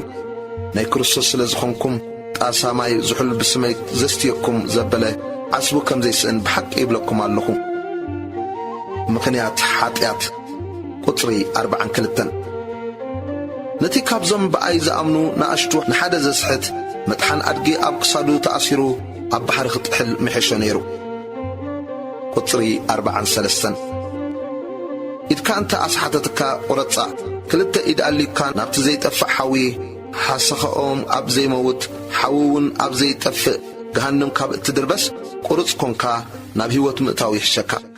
እግርኻ እንተ ኣስሓተትካውን ቁረጻ፣ ክልተ እግሪ ኣሊካ ናብ ዘይጠፍእ ሓዊ ሓሰኸኦም ኣብ ዘይመውት ሓዊውን ኣብ ዘይጠፍእ ካብ እትድርበስ ሓንካስ ኮንካ ናብ ሕይወት ምእታው ይሕሸካ። ዓይንኻ እንተ ኣስሓተትካውን አንቁራ፣ ክልተ ዓይኒ ኣሊካ ናብቲ ሓሰኸኦም ኣብ ዘይመውት ሓዊውን ዘይጠፍእ ናብ ሓዊ ገሃንም ካብ እትድርበስ ነቋር ኮንካ ናብ መንግሥቲ ኣምላኽ ምእታው ይሕሸካ። ነፍሲ ወከፍ ብሓዊ ይምቅር እዩ እሞ ኩሉ መስዋዕቲ ድማ ብጨው እዩ ዝምቅር። ጨው ጽቡቕ እዩ። እቲ ጨው መቐረቱ እንተኸደኸ ብምንታይ ተመቅርዎ? ኣብ ነፍስኹም ጨው ይሃልኹም ንሓድሕድኩም እውን ብሰላም ንበሩ።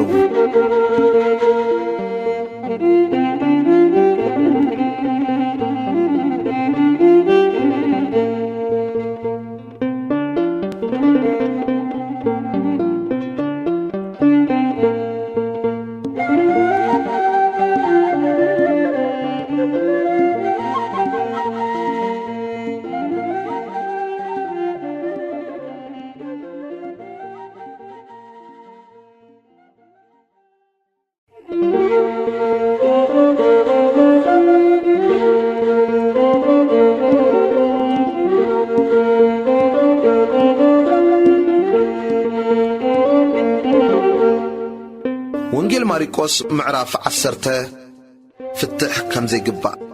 ቁጽሪ 1 ካብኡ ተልዒሉ ናብ ወሰን ምድሪ ይሁዳን ናብ ማዕዶ ዮርዳኖስን መጸ። ከም ብሓድሽ ከዓ ብዙሕ ሕዝቢ ናብኡ ተኣከበ።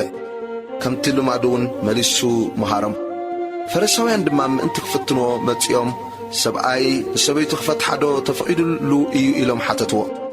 ንሱ ግና ሙሴኸ እንታይ ኣዘዘኩም ኢሉ መለሰሎም። ንሳቶም ከዓ ሙሴ ጽሕፈት መፍትሕኣ ጽሒፍና ክንፈትሓ ፈቒዱልና እዩ በልዎ። ኢየሱስ ከዓ በሎም ሰሪ ትርብኹም እዩ እዚ ትእዛዝ እዚ ዝጸሓፈልኩም።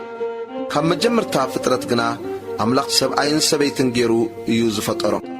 ስለዚ ሰብኣይ ኣቦኡን ኣዲኡን ሓዲጉ ምስ ሰበይቱ ይጣበቕ፣ ክልቲኦም ድማ ሓደ ሥጋ ይኾኑ። ስለዚ ድማ ሓደ ሥጋ እዮም እምበር ክልተ ኣይኮኑን። እምበር ነቲ ኣምላኽ ዘጋጠሞስ ሰብ ኣይፍለዮ። ኣብ ቤት ከዓ ደቀ መዛሙርቱ ብዛዕባ እዚ ነገር እዚ ከም ብሓድሽ ሓተትዎ። ንሱ ድማ ዝኾነ ይኹን ሰበይቱ ፈቲሑ ካልእ ዘእቱ ኣብኣ ዘመወ፣ እታ ሰብኣያ ፈቲሓ ንኻልእ እተኣትወት ድማ ዘመወት በሎም። ኢየሱስ ሕፃናት ከም ዝባረኸ። ቁጽሪ 13 ንቖልዑ ድማ ክትንክዮም ናብኡ ኣምጽእዎም። እቶም ደቀ መዛሙርቲ ግና ነቶም ዘምጽእዎም ገንሕዎም። ኢየሱስ እዚ ምስ ረኣየ ኣይፈተወሎምን እሞ ሕደግዎም ቆልዑ ናባይ ይምጹ። መንግሥቲ ኣምላኽ ነዞም ከምዚኣቶም ዝበሉ እያ እሞ ኣይትኽልእዎም። ንመንግሥቲ ኣምላኽ ከም ቈልዓ ኾይኑ ዘይተቐበላ ከቶ ከምዘይኣትዋ ብሓቂ ይብለኩም ኣለኹ በሎም። ሓቒፉ ኢዱ ኣንቢሩሎም ባረኾም። ሃብታም መንእሰይ። ቁጽሪ 17 ኣብ መገዲ ክኸይድ ከሎ ድማ ሓደ ናብኡ ጐየ። ተንበርኪኹውን ኣታሄር መምህር ናይ ዘለዓለም ሕይወት ምንቲ ክወርስ እንታይ እግበር ኢሉ ሓተቶ። ኢየሱስ ከዓ ንምንታይ ሄር ትብለኒ? ብዘይ ሓደ ኣምላኽ ሄር የልቦን። ነቲ ትእዛዛት ትፈልጦ ኣለኻ። እኒ ኣይትቕተል፣ ኣይትዘሙ፣ ኣይትስረቕ፣ ብሓሶት ኣይትመስክር፣ ኣይትዓምፅ፣ ኣቦኻን ኣዲኻን ኣኽብር በሎ። ንሱ ከዓ መምህር እዚ ኩሉስ ካብ ንእስነተይ ጀሚረ እሕልዎ ኣለኹ በሎ። ኢየሱስ ከዓ ጠሚቱ ፈተዎ እሞ ሓንቲ ጐዲላትካ ኪድ ዘሎካ ኩሉ ሸጥካ ንድኻታት ሃብ፣ ኣብ ሰማይ ድማ መዝገብ ክትረክብ ኢኻ እሞ ንዓስ ዓበኒ በሎ። ንሱ ግና በዚ ቃል እዚ ተኸፍአ። ብዙሕ ጥሪት ነበሮ እሞ እናጓሃየ ከደ። ቁጽሪ 23 ኢየሱስ ድማ ኣብ ዙርያኡ እናጠመተ ንደቀ መዛሙርቱ ገንዘብ ንዘለዎም ኣብ መንግሥቲ ኣምላኽ ንምእታው ክንደይ ጭንቂ እዩ በሎም። እቶም ደቀ መዛሙርቲ ከዓ ብዘረባኡ ተገረሙ። ኢየሱስ ድማ ንደቀ መዛሙርቱ ከም ብሓድሽ መሊሱ በሎም፣ ደቀ ብጥሪት ንዝኣምኑ ኣብ መንግሥቲ ኣምላኽ ምእታው ክንደይ ጭንቂ እዩ። ሃብታም ናብ መንግሥቲ ኣምላኽ ካብ ዝኣቱስ ግመል ብዓይኒ መርፍእ ክትሓልፍ ይቐልል። ብዙሕ ተገሪሞም ንሓድሕዶም መን ደኣ ኮን ክድሕን ይከኣሎ ተባሃሃሉ። ኢየሱስ ጠሚትዎም ንኣምላኽ ኩሉ ይከኣሎ እዩ እሞ ንኣምላኽ ደኣ እምበር ንሰብሲ ኣይከኣሎን እዩ በለ። ጴጥሮስ እንሆ ንሕና ኩሉ ሓዲግና ሰዓብናካ ክብሎ ጀመረ። ኢየሱስ መለሰ በለውን፣ ምእንታይን ምእንቲ ወንጌልን ኢሉ ቤት ወይ ኣሕዋት ወይ ኣሓት ወይ ኣቦ ወይ ኣደ ወይ ሰበይቲ ወይ ውሉድ ወይ ገርሁ ዝሓደገ ዘበለ ሕጂ ኣብዛ ዘመን እዚኣ ቤት ኣሕዋት ኣሓት ኣደ ውሉድ ገርሁ ሚእቲ ከዓበት ምስ ስደት ኣብታ ትመጽእ ዓለም ከዓ ናይ ዘለዓለም ሕይወት ዘይረክብ የልቦን ኢለ ብሓቂ እብለኩም ኣለኹ። ብዙሓት ቀዳሞት ዳሕሮት ከዓ ቀዳሞት ክኾኑ እዮም። ኢየሱስ ብዛዕባ ሞቱ ሳልሳይ ጊዜ ከም ዝተዛረበ። ቁጽሪ 32 ናብ ኢየሩሳሌም ክድይቡ ኣብ መገዲ ከለዉ ኢየሱስ ከቅድሚኦም ይኸይድ ነበረ። ንሳቶም ከዓ ተገረሙ። እቶም ዝስዕቡ ዘለዉ እውን ፈርሁ። ከም ብሓድሽ ድማ ነቶም 12 ወሲዱ እቲ ዝመጾ ዘሎ ክነግሮም ጀመረ። እንሆ ናብ ኢየሩሳሌም ንድይብ ኣሎና።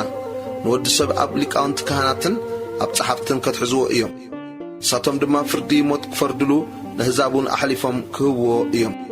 ክላግጽሉ፣ ጥፍ ክብልሉ፣ ክገርፍዎ፣ ክቐትልዎ፣ ድሕሪ 3 መዓልቲ እውን ክትንስእ እዩ በሎም። ድሌት ደቂ ዘብዴዎስ። ቁጽሪ 35 ያዕቆብን ዮሐንስን ደቂ ዘብዴዎስ ናብኡ ቀሪቦም መምህር ዝለመናካ ክትገብረልና ንደሊ ኣሎና በልዎ። ንሱ ከዓ እንታይ ክገብረልኩም ትደልዩ ኣለኹም በሎም። ንሳቶም ድማ ኣብቲ ክብርኻ ሓዴና ኣብ የማንካ ሓዴና ድማ ኣብ ጸጋምካ ክንቅመጥ ሃበና በልዎ። ኢየሱስ ግና እትልምንዎ ኣይትፈልጡን ኢኹም። እታ ኣነ ዝሰትያ ጽዋዕ ክትሰትዩ እታ ኣነ ዝጥመቓ ጥምቀቱን ክትጥመቑኸ ይከኣለኩም ድዩ በሎም። ንሳቶም ከዓ ይከኣለና እዩ በልዎ። ኢየሱስ ከዓ ነታ ኣነ ዝሰትያ ጽዋዕሲ ክትሰትይዋ እታ ኣነ ዝጥመቓ ጥምቀቱን ክትጥመቑዋ ኢኹም ኣብ የማነይን ኣብ ጸጋመይን ምቕማጥ ግና ነቶም ተዳልወሎም እዩ እምበር ኣነ ኣይኮንኩን ዝህቦ በሎም። እቶም 10 ሰሚዖም ብያዕቆብን ዮሐንስን ክናደዱ ጀመሩ። ኢየሱስ ድማ ናብኡ ጸዊዑ ንሕዛብ እቶም ከም ሸየምቶም ዝቝጸሩ ከም ዝገዝእዎም እቶም ዓበይቶም እውን ከም ዝመልክዎም ትፈልጡ ኣለኹም። ኣባኻትኩም ግና ከምዚ ኣይኮነን። እቲ ዓብዪ ክኸውን ዝደሊ ግዙእኹም ደኣ ይኹን። ካብኻትኩም ርኡይ ክኸውን ዝደሊ ከኣ ንሱ ባርያ ኩሉ ይኹን። ወዲ ሰብ ድማ ከገልግል ሕይወቱ እውን በጃ ብዙሓት ክህብ እምበር ከገልግልዎ ኢሉ ኣይመጸን በሎም። ኢየሱስ በርጤሜዎስ ዕውር ከም ዘሕወየ ቁጥሪ 46 ኣብ ያሪኮ ድማ ኣተው። ካብ ያሪኮ ምስ ደቂ መዛሙርቱን ምስ ብዙሕ ሕዝብን ክወፅእ ከሎ ከዓ በርጤሜዎስ እቲ ዕውር ወዲ ጢሜዎስ ኣብ ጥቓ መገዲ ተቐሚጡ ይልምን ነበረ። ኢየሱስ እቲ ናዝራዊ ምዃኑ ምስ ሰምዐ ድማ ዓው ኢሉ ኢየሱስ ወዲ ዳዊት መሓረኒ ክብል ጀመረ። ብዙሓት ድማ ስቕ ክብል ገንሕዎ። ንሱ ግና ኣታ ወዲ ዳዊት መሓረኒ እናበለ ኣዝዩ ጨደረ። ኢየሱስ ድማ ደው ኢሉ ጸውዕዎ በለ። ነቲ ዕውር ከዓ ጸዊዖም ኣጆኻ ተንስእ ይጽዋዓካ ኣሎ በልዎ። ተንስኡ ባርነሱ ኣውፅኡ ናብ ኢየሱስ መጸ። ኢየሱስ ድማ እንታይ ክገብረልካ ትደሊ ኣለኻ ኢሉ መለሰሉ። እቲ ዕውር ከዓ ረቡኒ ክርኢ በሎ። ኢየሱስ ከዓ ኪድ እምነትካ ኣሕውየትካ በሎ። ብኡብኡ ረአየ፣ ኣብ መገዲ እውን ሰዓቦ።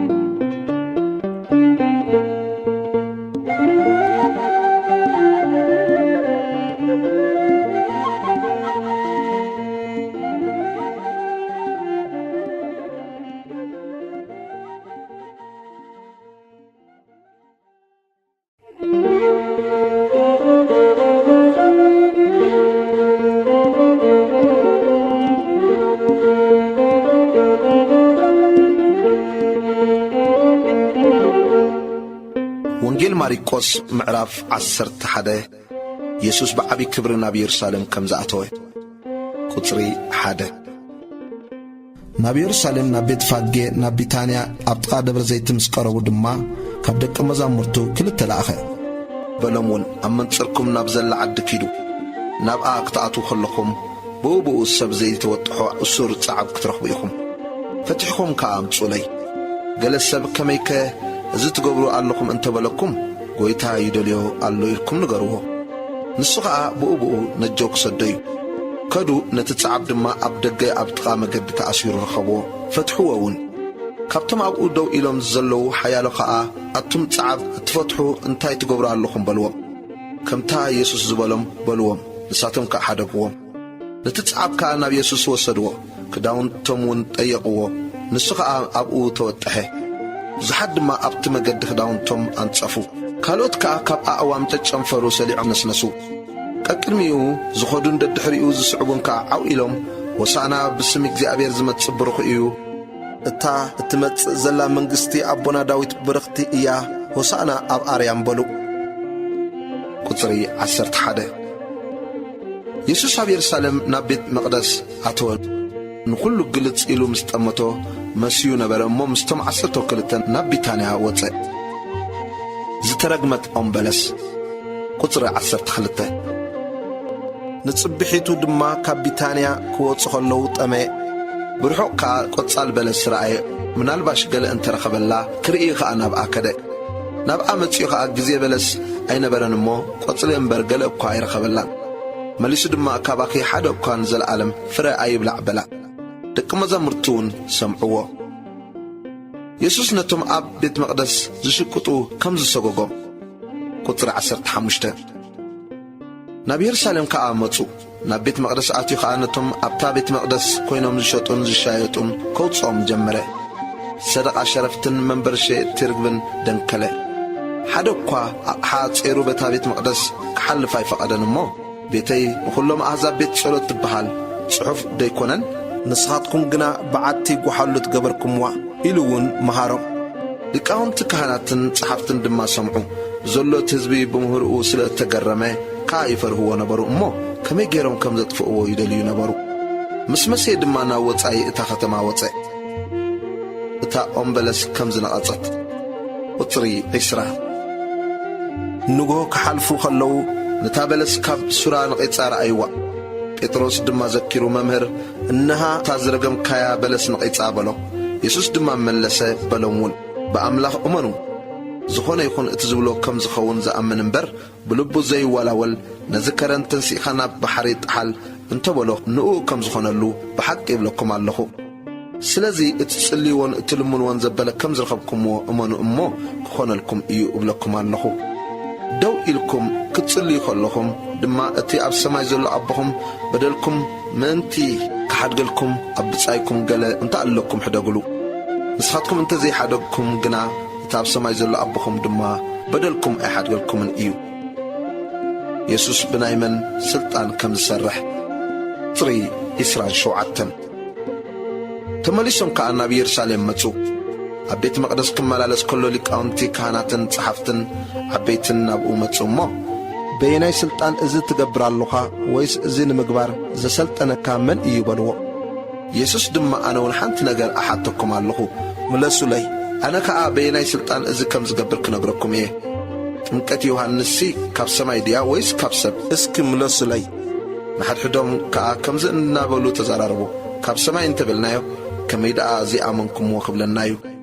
ካብ ሰብ እንተበልናዮ ከዓ ንዮሐንስ ኩሎም ብሓቂ ከም ነቢይ ይርእይዎ ነበሩ እሞ ነቲ ህዝቢ ይፈርሁ። ኢየሱስ ኣይንፈልጥን ኢሎም መለስሉ። ኢየሱስ ከዓ ኣነ እውን በየናይ ስልጣን እዚ ከም ዝገብር ኣይነግረኩምን እየ በሎ።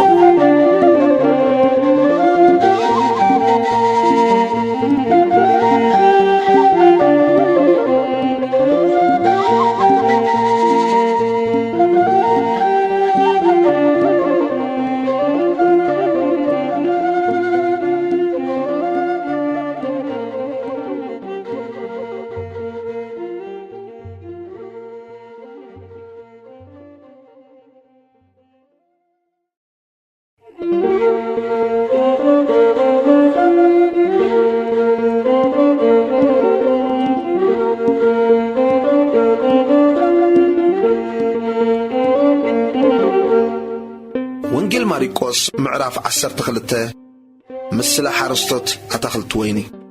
ቁጽሪ 1 ብምስላ ድማ ክብሎም ጀመረ። ሰብኣይ ኣታኽልቲ ወይኒ ተኸለ፣ ሓጹር ሓጸሮ፣ መሓምተሊ ከኣኳዓተሉ፣ ግንቡውን ስርሓሉ፣ ንዓይቲ ብመገስ ሂብዎም ድማ ገሸ። ግዚኡ ምስ በጽሐ ካብቶም ዓየይቲ ፍረ እታ ኣታኽልቲ ወይኒ ከምጽኣሉ ናብቶም ዓየይቲ ባርያኡ ለኣኸ። ንሳቶም ግና ሒዞም ገሪፎም ጥራይ ኢዱ ሰደድዎ። ከም ብሓድሽ ካልእ ባርያ ናባታቶም ለኣኸ። ንኡ ከዓ ርእሱ ብእምኒ ፈግእዎ ኣሕሲሮም እውን ሰደድዎ። ካልእ ድማ ለኣኸ፣ ንኡ እውን ቀተልዎ። ብዙሓት ካልኦት ከዓ ለኣኸ፣ ንገሊኦም ገረፍዎም፣ ንገሊኦም ድማ ቀተልዎም። ገና ዘፍቅሮ ሓደ ወዱ ነበሮ። ኣብ መወዳእታ እስኪ ንወደይ እንተሓፈርዎ ኢሉ ንኡ ናባታቶም ለኣኾ። እቶም ዓየይቲ ግና እዚ እቲ ወራሲ እዩ ንዑ ንቕተሎ እሞ እቲ ርስቱ ንኣና ክኸውን ተባሃሃሉ። ሒዞም ቀተልዎ። ካብቲ ኣታኽልቲ ወይኒ ከዓ ናብ ወጻኢ ደርበይዎ። እቲ ጐይታ ኣታኽልቲ ወይኒ ሕጂ ደኣ እንታይ ክገብር እዩ? መጺኡ ነቶም ዓየይቲ ከጥፍኦም፣ እቲ ኣታኽልቲ ወይኒ ከዓ ንኻልኦት ክህቦም እዩ። እታ ነደቕቲ ዝነዓቕዎ እምኒ ንሱ ርእሲ መኣዝን ኮነ። እዚ ካብ እግዚኣብሔር ኮነ፣ ኣብ ዒንትና እውን ግሩም እዩ እትብል ጽሕፈትሲ ከቶዶ ኣየንበብኩምዋን ኢኹም? ነዚ ምስላ እዚ ብዛዕባኦም ከም ዝበሎ ፈሊጦም ነበሩ እሞ ክሕዝዎ ደለዩ። ነቶም ህዝቢ ፈሪሆም ግና ሓዲጎም ወከዱ። ብዛዕባ ምኽፋል ግብሪ። ቁጽሪ 13 ብዘረባ ክጠልፍዎ ከዓ ካብ ፈሪሳውያንን ካብ ሄሮድሳውያንን ሓያሎ ሰደድሉ። መጺኦም ድማ መምህር መገዲ ኣምላኽ ደኣ ብሓቂ ትምህር ኣለኻ እምበር ነዚ ነቲ ኣይትብልን ኢኻ እሞ ገጽ ሰብ ርኢኻ ዘይተዳሉ ሓቀኛ ምዃንካ ንፈልጥ ኣሎና። ንቄሳር ግብሪ መሃብሲ ተፈቒዱ ድዩ ወይስ ኣይፋሉን? ንሃብዶ ኣይንሃብ በልዎ። ኢየሱስ ግብዝንኦም ፈሊጡ ስለምንታይ ትፍትኑኒ ኣለኹም? እቲ ዲናር ክርእዮ ኣምጹለ ይበሎም። ኣምጹሉ። ንሱ ከዓ እዚ ስእሉን ጽሕፈቱን ናይ መን እዩ በሎም። ንሳቶም ናይ ቄሳር በልዎ። ኢየሱስ ከዓ እምበኣርሲ ናይ ቄሳር ንቄሳር፣ እቲ ናይ ኣምላኽን ንኣምላኽ ሃቡ ኢሉ መለሰሎም። ብኡ ድማ ገረሞም። ብዛዕባ ትንሣኤ ሙታን። ቁጽሪ 18 ትንሣኤ ልቦን ዝብሉ ሰዲቃውያን ከዓ ናብኡ መጹ። ከምዚ ኢሎም እውን ሓተትዎ መምህር ሓው ዝሞቶ ዘበሎ ውሉድ ከይወለደ እውን ሰበይቱ እንተሓደገ ነታ ሰበይቱ እቲ ሓው ይውረሳ እሞ ንሓው ዘርኢ የቁመሉ ኢሉ ሙሴ ጽሓፈልና 7 ኣሕዋት ነበሩ እቲ ቀዳማይ ሰበይቲ ኣእተወ ውሉድ ከይሓደገ ኸዓ ሞተ እቲ ካልኣይ ድማ ወረሳ ሓድጊ ከይሓደገ እውን ሞተ እቲ ሳልሳይ ከዓ ከምኡ 7ኦም ከዓ ሓድጊ ኣይሓደጉን ድሕሪ ኩሎም ድማ እታ ሰበይቲ ሞተት 7ኦም ኣእትዮም ነይሮም እዮም እሞ ብትንሣኤ ምስ ተንስኡስ ሰበይቲ መሎም ክትከውን እያ ኢየሱስ ከዓ መጽሓፍቲ ኮነ ወይስ ሓይሊ ኣምላኽ ሰኣን ምፍላጥኩም ደይኮንኩምን እትስሕቱ ዘለኹም ካብ ምዉታት ምስ ተንስኡስ ከም መልእኽቲ ኣምላኽ ኣብ ሰማያት እዮም ዝኾኑ እምበር ኣየእትውን ኣይተኣታትውን እዮም ብዛዕባ ምዉታት ከም ዝተንስኡኸ ኣብ መጽሓፍ ሙሴ ኣምላኽ ኣብቲ ኣሻኽ ቁጥቋጥ ኣነ ኣምላኽ ኣብርሃምን ኣምላኽ ይስሐቅን ኣምላኽ ያዕቆብን እየ ኢሉ ከም ዝበሎ ዶ ኣየንበብኩምን ኢኹም ንሱ ናይ ህያዋን ኣምላኽ እምበር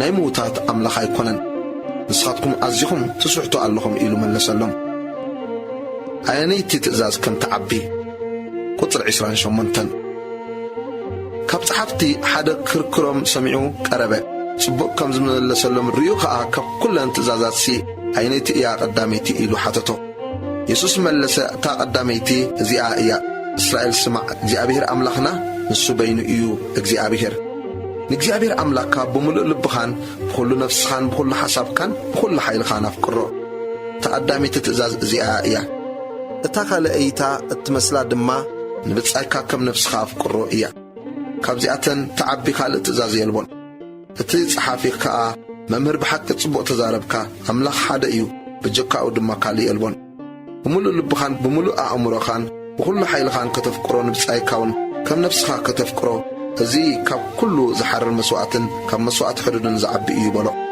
ኢየሱስ ድማ ብምህሮ ከም ዝመለሰ ምስ ረኣዮ ንስኻስ ካብ መንግስቲ ኣምላኽ ርሑቕ ኣይኮንካን በሎ ደጊሙ ክሓቶ ከዓ ሓደ እኳ ኣይደፈረን ክርስቶስ ወዲ መን እዩ ቁጥሪ 35 ኢየሱስ ድማ ቤት መቕደስ ክምህር ከሎ መለሰ በለውን ጸሓፍቲ ከመይ ኢሎም እዮም ክርስቶስ ወዲ ዳዊት እዩ ዝብሉ ዳዊት በዓሉ ብመንፈስ ቅዱስ ጎይታ ንጎይታይ ንጸላእትኻ መርገጽ እግርኻ ክሳዕ ዝገብሮም ኣብ የማነ ይተቐመጥ በሎ ይብል ዳዊት በዓሉ ጎይታይ ካብ ዝብሎ ደኣ ከመይ ኢሉ ወዱ ይኾኖ እቶም ብዙሓት ሰብ ድማ ባህ ኢልዎም ሰምዕዎ ቁጥሪ 38 ብምህሮኡ ከኣበሎም ካብቶም ነዊሕ ባርኖስ ተኸዲኖም ዝዞሩን ኣብ ዕዳጋውን ከሳልምዎም ዝፈትውን ኣብ ቤት ጸሎት ኣውራ ምቕማጥ ኣብ መኣድኻ ስፍራ ኽብሪ ዝደልዩን ጸሓፍቲ ተጠንቀቑ ኣባይቲ መበለታት ይውሕጡ ከምስሉ ከዓ ጸሎት የንውሑ እዚኣቶም ዝገደደ ፍርዲ ክቕበሉ እዮም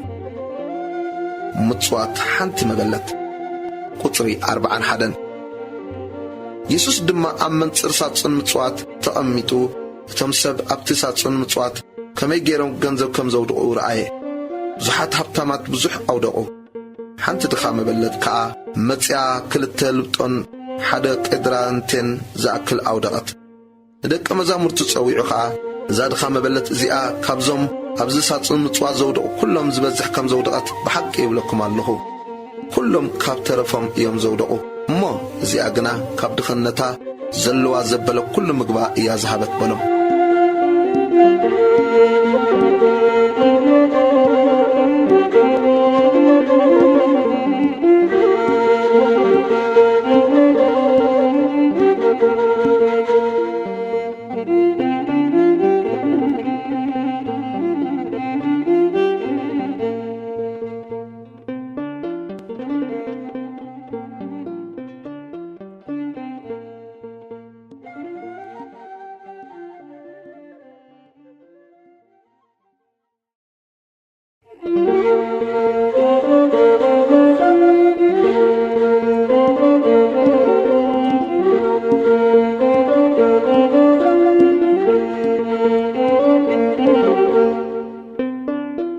ወንጌል ማርቆስ ምዕራፍ 13 ብዛዕባ ምፍራስ ቤት መቕደስ ቁጽሪ 1 ካብ ቤት መቕደስ ምስ ወጸ ድማ ሓደ ካብ ደቂ መዛሙርቱ መምህር ከመይ ዝበለ ኣእማንን ከመይ ዝበለ ህንጻን ማርአ በሎ ኢየሱስ ድማ ነዚ ዓብዪ ህንጻ ዶ ትርእዮ ኣለኻ ዘይፈርስ እምኒ ኣብ ልዕሊ እምኒ ኣይክተርፍን እዩ ኢሉ መለሰሉ ቅድሚ ምጽኣት ጐይታ ዝኸውን ስደትን መከራን ቁጥሪ 3 ኣብ ደብረ ዘይቲ ኣብ ማዕዶ ቤት መቕደስ ተቐሚጡ ኸሎ ጴጥሮስን ያዕቆብ ዮሐንስን እንድርያስን ብሕቲ ኢሎም እስኪ ንገረና እዚ መዓዝ ክኸውን እዩ እዚ ኩሉ መዓዝ ከም ዝፍጸምሲ ትእምርቱ እንታይ እዩ ኢሎም ሓተትዎ። ኢየሱስ ከኣ ክብሎም ጀመረ ሓደ እኳ ከየስሕተኩም ተጠንቀቑ ብዙሓት ኣነ እናበሉ ብስመይ ክመጹ እዮም እሞ ንብዙሓት ከዓ ከስሕቱ እዮም ውግእን ወረ ውግእን እንተሰማዕኩም ኣይትሸበሩ እዚ ክኸውን ብግዲ እዩ ግና ከም መወዳእታ ገና እዩ ሕዝቢ ናብ ሕዝቢ መንግሥቱን ናብ መንግሥቲ ክለዓል እዩ እሞ በብቦትኡ ምንቅጥቃጥ ምድሪ ክኸውን ጥሜት ክኸውን እዩ እዚ መጀመርታ ቅልውላው እዩ።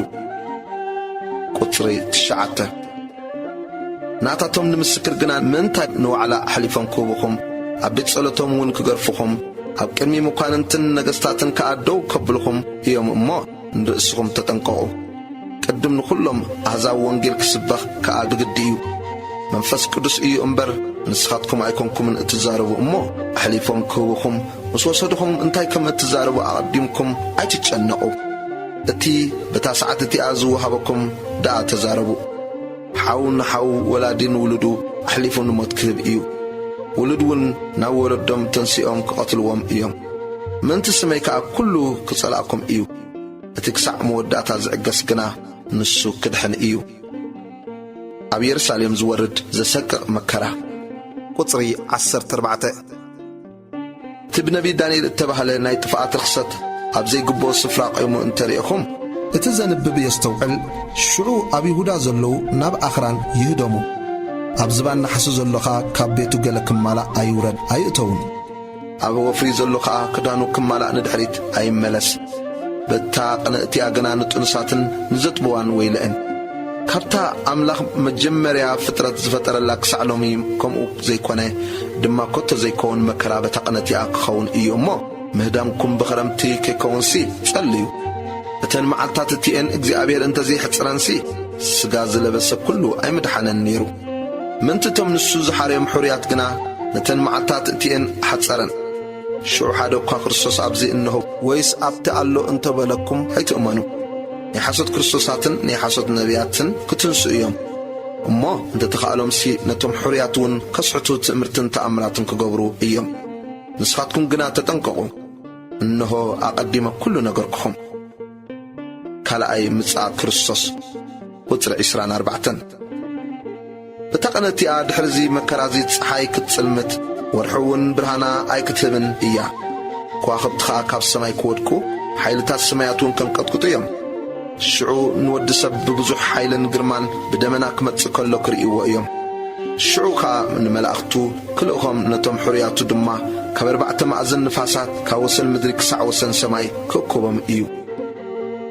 ምስላ ኦም በለስ ቁጥሪ 28 ምስላኡ ካብ ኦም በለስ ተምሃሩ ጨናፍራ ምስ ለምለመ ቆጽላውን ምስ ጠጠዐ ክረምቲ ከም ዝቐረበ ትፈልጡ ኢኹም ንስኻትኩም ድማ ከምኡ እዚ ክኸውን ከሎ እንተሪኢኹም ኣብ ኣፍ ቤት ከም ዝቐረበ ፍለጡ እዚ ኩሉ ክሳዕ ዝኸውን እዚ ወለዶ እዚ ከም ዘይሓልፍ ብሓቂ ይብለኩም ኣለኹ ሰማይን ምድርን ክሓልፍ ቃለይ ግና ኣይክሓልፍን እዩ ንመወዳእታ መዓልትን ሰዓትን ዝፈልጣ የልቦን። ቁጥሪ 32 ብዛዕባ እታ መዓልቲ እቲኣን እታ ሰዓት እቲኣን ግና ኣቦ ደኣ እምበር መላእኽቲ ሰማይ ኮኑ ወዲ ኾነ ሓደ እኳ ዝፈልጣ የልቦን። ቁጥሪ 33 እቲ ጊዜኡ መዓዝ ምዃኑ ኣይትፈልጥዎን ኢኹም እሞ ተጠንቀቑ ንቑሑን ጸልዩን ከም ዝገሸ ሰብ እዩ ቤቱ ክሓድግ ከሎ ንባሮቱ ሥልጣን ሃቦም ንነፍሲ ወከፍ ከዓ እዩኡ ንሓላው ደገውን ክነቅሕ ኣዘዞ እቲ በዓል ቤት መዓዝ ከም ዝመጽእ ኣይትፈልጡን ኢኹም እሞ ወይ ምሸት ወይ ፍርቂ ለይቲ ወይ ደርሆ ነቆ ወይ ከዓ ንግሆ ብድንገት መጺኡ ደቂስኩም ከይረኽበኩምሲ ስለዚ ንቑሑ እዚ ንኣኻትኩም ዝብለኩም ዘለኹ ንኹሉ እብሎ ኣለኹ ንቑሑ።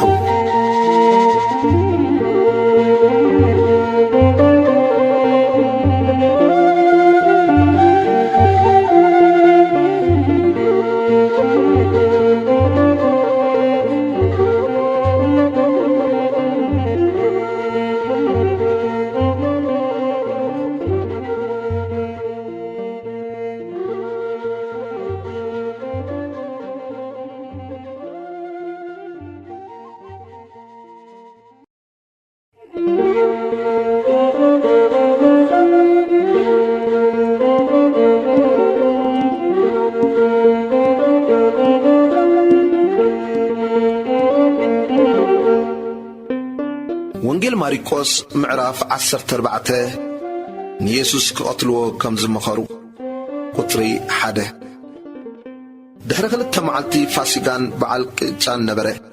ሊቃውንቲ ካህናትን ጸሓፍትን ብተንኰል ሒዞም ክቐትልዎ ደለዩ። ግናኸ ኣብ ህዝቢ ጓሮ ከይለዓልሲ ብበዓል ኣይኹን በሉ። ኢየሱስ ኣብ ቢታንያ ሽቶ ከም ዝተቐብአ ቁጥሪ 3 ኣብ ቢታንያ ኣብ ቤት ስምዖን እቲ ለምጻም ኣብ ማዕዲ ተቐሚጡ ከሎ ሓንቲ ሰበይቲ ብዙሕ ዝዋጉ ጽሩይ ቅብኢ ናርዶስ ዝመልአ ብልቃጥ ሒዛ መጸት። ነቲ ብልቃጥ ሰቢራ ኸዓ ኣብ ርእሱ ኣፍሰሰቶ። ሓያሎ ብልቦም እናተናደዱ ንምንታይ እዚ ጥፍኣት ቁዱይ ቅብኢ ኮነ? እዚ ቁዱይ ቅብኢ እዚ ካብ 300 ዲናር ንዝበዝሕ ተሸይጡስ ንድኻታት ግዳም ተዋሃበ ነይሩ ኢሎም ኮረዩላ። ኢየሱስ ግና ስለምንታይ ተጉሂዋ ኣለኹም? ሕደግዋ ጽቡቕ ግብሪ ጌራትለይ ኣላ።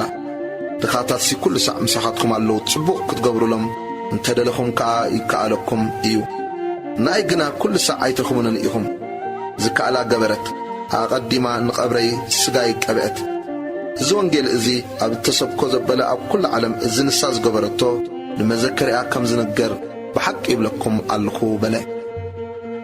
ይሁዳ ኣሕሊፉ ክህቦ ከም ዝተወዓዓለ ቁጥሪ 10 ይሁዳ አስቆሮታዊ ካብቶም 12 ሓደ ንኡ ኣሕሊፉ ክህቦም ናብ ሊቃውንትን ካህናትን ከደ።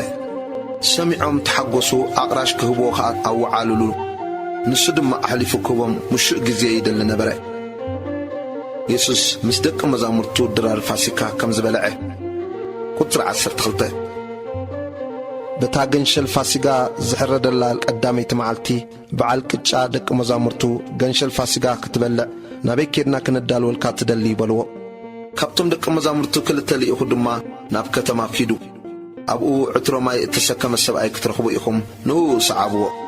ኣብታ ዝኣትዋ ከዓ ነቲ በዓል ቤት ምስ ደቂ መዛሙርተይ ገንሸል ፋሲጋ ዝበልዓላ ቤት ኣጋይሽ ኣበይ እያ ይብለካ ኣሎ መምህር በልዎ። ንሱ ከዓ ኣብ ደርቢ እተነጽፈን እተዳለወን ኣዳራሽ ክርእየኩም እዩ፣ ኣብኡ ኣዳልውልና በሎም። እቶም ደቂ መዛሙርቲ ከዱ፣ ናብታ ከተማ ከዓ መጹ። ከምቲ ዝበሎም ድማ ረኸቡ። ገንሸል ፋሲጋውን ኣዳለዉ። ቁጥሪ 17 ምስ መሰየድ ንሱ ምስቶም 12 መጸ። ኣብ ማዕዲ ተቐሚጦም ከበልዑ ከለዉ ኢየሱስ ሓደ ኻብኻትኩም እቲ ምሳይ ዝበልዕ ክትሕዘኒ እዩ ኢለ ብሓቂ ይብለኩም ኣለኹ በለ። ክጉህዩ ጀመሩ። ብሓደ ከዓ ኣነ ደኾን ይኸውን በሉ። ንሱ ከዓ በሎም ካብቶም 12 ሓደ ምሳይ ኣብ ጻሕሊ ዝጠልቕ እዩ። ወዲ ሰብሲ ከምቲ ብዛዕባኡ እተጻሕፈ ይኸይድ። እቲ ወዲ ሰብ ብኡ ዝተሓዝ ሰብኣይ ግና ወይልኡ። እቲ ሰብኣይ እትስ እንተዘይውለድ ምሕሾ ነይሩ። ኢየሱስ ቅዱስ ቁርባን ከም ዝሰርዐ ቁጥሪ 22 ክበልዑ ከለዉ ድማ እንጌራ ኣልዒሉ ባሪኹ ቆረሰ። ናታቶም ከዓ ውሰዱ እዚ ስጋይ እዩ ኢሉ ሃቦም። ጽዋ ኣልዒሉ ድማ ኣመስጊኑ ሃቦም። ኩሎም እውን ካብኡ ሰተዩ። ንሱ ከዓ እዚ ምእንቲ ብዙሓት ዝፈስስ ናይ ሓድሽ ኪዳን ደመይ እዩ። ክሳዕ እታ መዓልቲ እቲኣ ኣብታ መንግሥቲ ኣምላኽ ሓድሽ ክሳዕ ዝሰትዮ ካብ ፍረኦም ወይኒ ኣይክሰትን እየ ኢለ ብሓቂ ይብለኩም ኣለኹ በሎም። ቁጥሪ 26 መዝሙር ምስጋና ምስ ዘመሩ ከዓ ናብ ደብረ ዘይት ደየቡ። ኢየሱስ ጴጥሮስ ከም ዝኽሕዶ ተዛረበ። ቁጥሪ 27 ኢየሱስ ድማ ነቲ ጓሳ እቐትሎ ተን ኣባጊዕ ከዓ ፋሕ ይብላ ጽሑፍ እዩ እሞ በዛ ለይቲ እዚኣ ኩልኩም ብኣይ ክትዕንቀፉ ኢኹም። ምስ ተንሳእኹ ግና ናብ ገሊላ ክቕድመኩም እየ በሎም። ጴጥሮስ ድማ ኩሎም እንተ ተዓንቀፉ እኳ ኣነሳ ዕንቀፍን እየ በሎ። ኢየሱስ ድማ ሎሚ በዛ ለይቲ እዚኣ ደርሆ 2 ሳዕ ከይነቀወ 3 ሳዕ ክትክሕደኒ ኢኻ ኢለ ብሓቂ እብለካ ኣለኹ በሎ። ሽዑ ንሱ ምሳኻ ንምማት እንተኾነ እኳ ከቶ ኣይክሕደካን እየ ኢሉ ኣዝዩ ኣጽኒዑ ተዛረበ። ኩሎም እውን ከምኡ በሉ። ኢየሱስ ኣብ ጌተ ሰማነ ከም ዝጸለየ ቁጥሪ 32 ጌተ ሰማነ ናብ እትበሃል ቦታ መጹ። ደቂ መዛሙርቱ ከዓ ክሳዕ ዝጽሊ ኣብዚ ተቐመጡ በሎም። የጴጥሮስን ያዕቆብን ዮሐንስን ምስኡ ወሰደ። ክጉህን ክትክዝን ጀመረ እሞ ነፍሰይ ክሳዕ ሞት ኣዝያ ትጉሂ ኣላ፣ ኣብዚ ኩኑ ንቑሑውን በሎም። ቁሩብ ንቕድሚት ሕልፍ ኢሉ ኣብ ምድሪ ተደፍአ። ዝከኣል እንተኾይኑስ እዛ ሰዓት ካብኡ ክትሓልፍ ጸለየ እሞ ኣባ ኣቦይ ኩሉ ይከኣለካ እዩ፣ እዛ ጽዋ እዚኣ ካባይ ኣሕልፋ كناخا نسخا خم اتدلي أمبر أنا كم زدلي أيخون بلاي متى دكيسهم كأ رخبهم نبيتروس دما سمعون دكيس كادو حانت ساعات كتنكحدو أي كألكان نفتنا كيتأتون حد صليون منفسي تدالي الله سكاغنا دخون إيوالو كم بحدش كيدو دما اتئلو زنبرك أتصلي تملسو خا عينتم بعزيزو نبر أمو كالاي دكيسهم رخبهم انتاي كم زملسلو خا أيفلتون نبرو سالساي متسيو كا دقيم دقسو عرفون يأكل تاسعات بتحا إنه ود السب أبيد حتى عن كتحز إيو تنسو نخيد اتزاد حزني إنه قريبو الله بلم يسوس كم استتحزي قطري 4 بوبو جنا كزارب كله يهودا كبتم عصرتو كلتس حدا متى مسو كابلي كاونتن كانت صحفتن عبيتن أسيافن أباترن زحزو وكبات حزب متسو اتي زتحزو اتي أنا زسعمو نسيو حزو أصنعكمون وصدو إلو مفلت تهبم متسيو دما بوبو نابو قريبو ربي إلو سعمو ساتن أداوم نابو زرقهم حزو كابتم أبتقاو دوزبلو حدا جنا سيفو مليحو نتي باريالك كانت وقعو ازن قرصو يسوس دما كم نكتاردو أسيافنا باترن حيسكم كتحزوني متاخم عبيت مقدسنا مهاركو علت مساقاتكم وعل نبركو أمو أحاسكم لن الزقنا تنصحفات من تخفت سماء يخونا اللو إلو ملسلم كلهم كأحدقهم وهدمو نتسألا اتخذنا قوبز دما سعبو نوخا حزو السجنا نتسألا حدقو تراي زبانو هدمه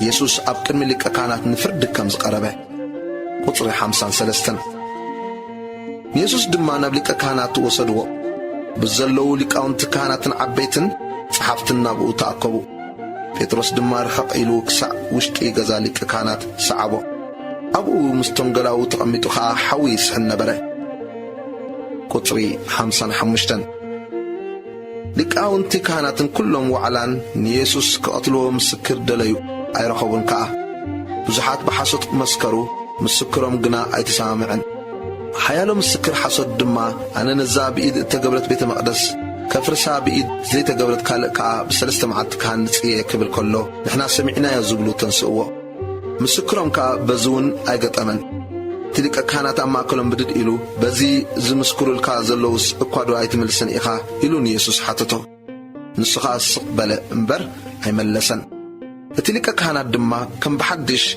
كريستوس ودتي بروخدو نسخا إخا إلو حتتو يسوس دما أنا نود سب أبيمان حيل تقميتو بدمنا السماء كما تسكلو كتريقو إخم بلو شعر تلك كانت كدانو قديدو تقيمك انتاي قدم سكر علونا نصرافو سمعكم انتاي مسلكم بلا كلهم كأموتي قبو إلى مفردو حيالو دما طف كبلولو قطو أقلبيبهم كوكستو تنبون كبلو جمرو بتنقلاو دما نتصفعو وسدو كحدت بيتروس قطري 66 بيتروس أبتحتي أبقزا خلو كابقراد لك كهانات حنت متصف نبيتروس حاوي كسحن كله مسرعي التوخاء نسخاون مس يسوس نازراون يركا النابلت أمتتو نسخنا أزن السخاء تبلي زلقي أفلطون أستوعلونون إيه إلو كحدا كابقزا خانا عنكت وتصدرهون نقوي تاقرد رأيتو نتوم أبتقو دو إلوم زلو خاء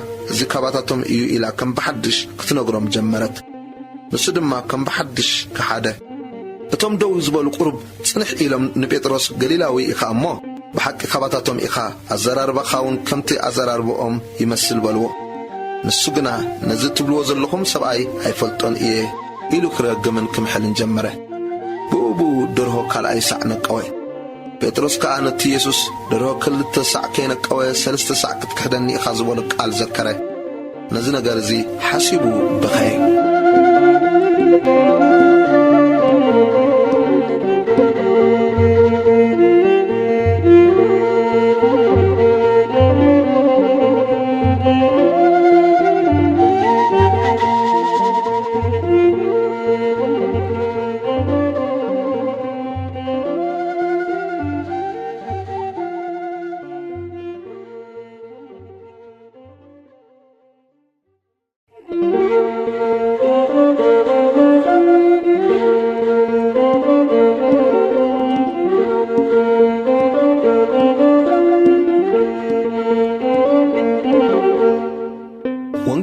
ማርቆስ ምዕራፍ 15 ኢየሱስ ኣብ ቅድሚ ጲላጦስ ቁጥሪ 1 ምስ ወግሐ ብኡብኡ ሊቃውንቲ ካህናትን ዓበይትን ጸሓፍትን ብዘለቱ ዓላን ምኽሪ መኸሩ ንኢየሱስ ኣሲሮም ወሰድዎ ኣሕሊፎም ከዓ ንጲላጦስ ሃብዎ ጲላጦስ ድማ ንስኻ ዶ ንጉስ ኣይሁድ ኢኻ ኢሉ ሓተቶ ንሱ ንስኻ እኳ ትብል ኣለኻ ኢሉ መለሰሉ ሊቃውንቲ ካህናት ድማ ብዙሕ ከሰስዎ ጲላጦስ ከዓ ከም ብሓድሽ እንሆ ክንደይ ይኸሱኻ ኣለዉ እኳ ዶ ኣይትምልስን ኢኻ ኢሉ ሓተቶ ኢየሱስ ግና ጲላጦስ ክሳዕ ዝገረም ሓንቲ እኳ ኣይመለሰን ንኢየሱስ ሞት ከም ዝተፈርዶ ቁጥሪ 6 ብበዓል ድማ ዝለመንዎ ሓደ ካብቶም እስራት ይፈትሓሎም ነበረ ምስቶም ጋሮ ዝገበሩ ኣብቲ ጋሮውን ነፍሲ ዝቐተሉ ባርባን ዝበሃል ተኣሲሩ ነበረ እቶም ህዝቢ ድማ ደይቦም ከምታ ልማዶም ክገብረሎም ክልምንዎ ጀመሩ ጲላጦስ ከዓ እቶም ሊቃውንቲ ካህናት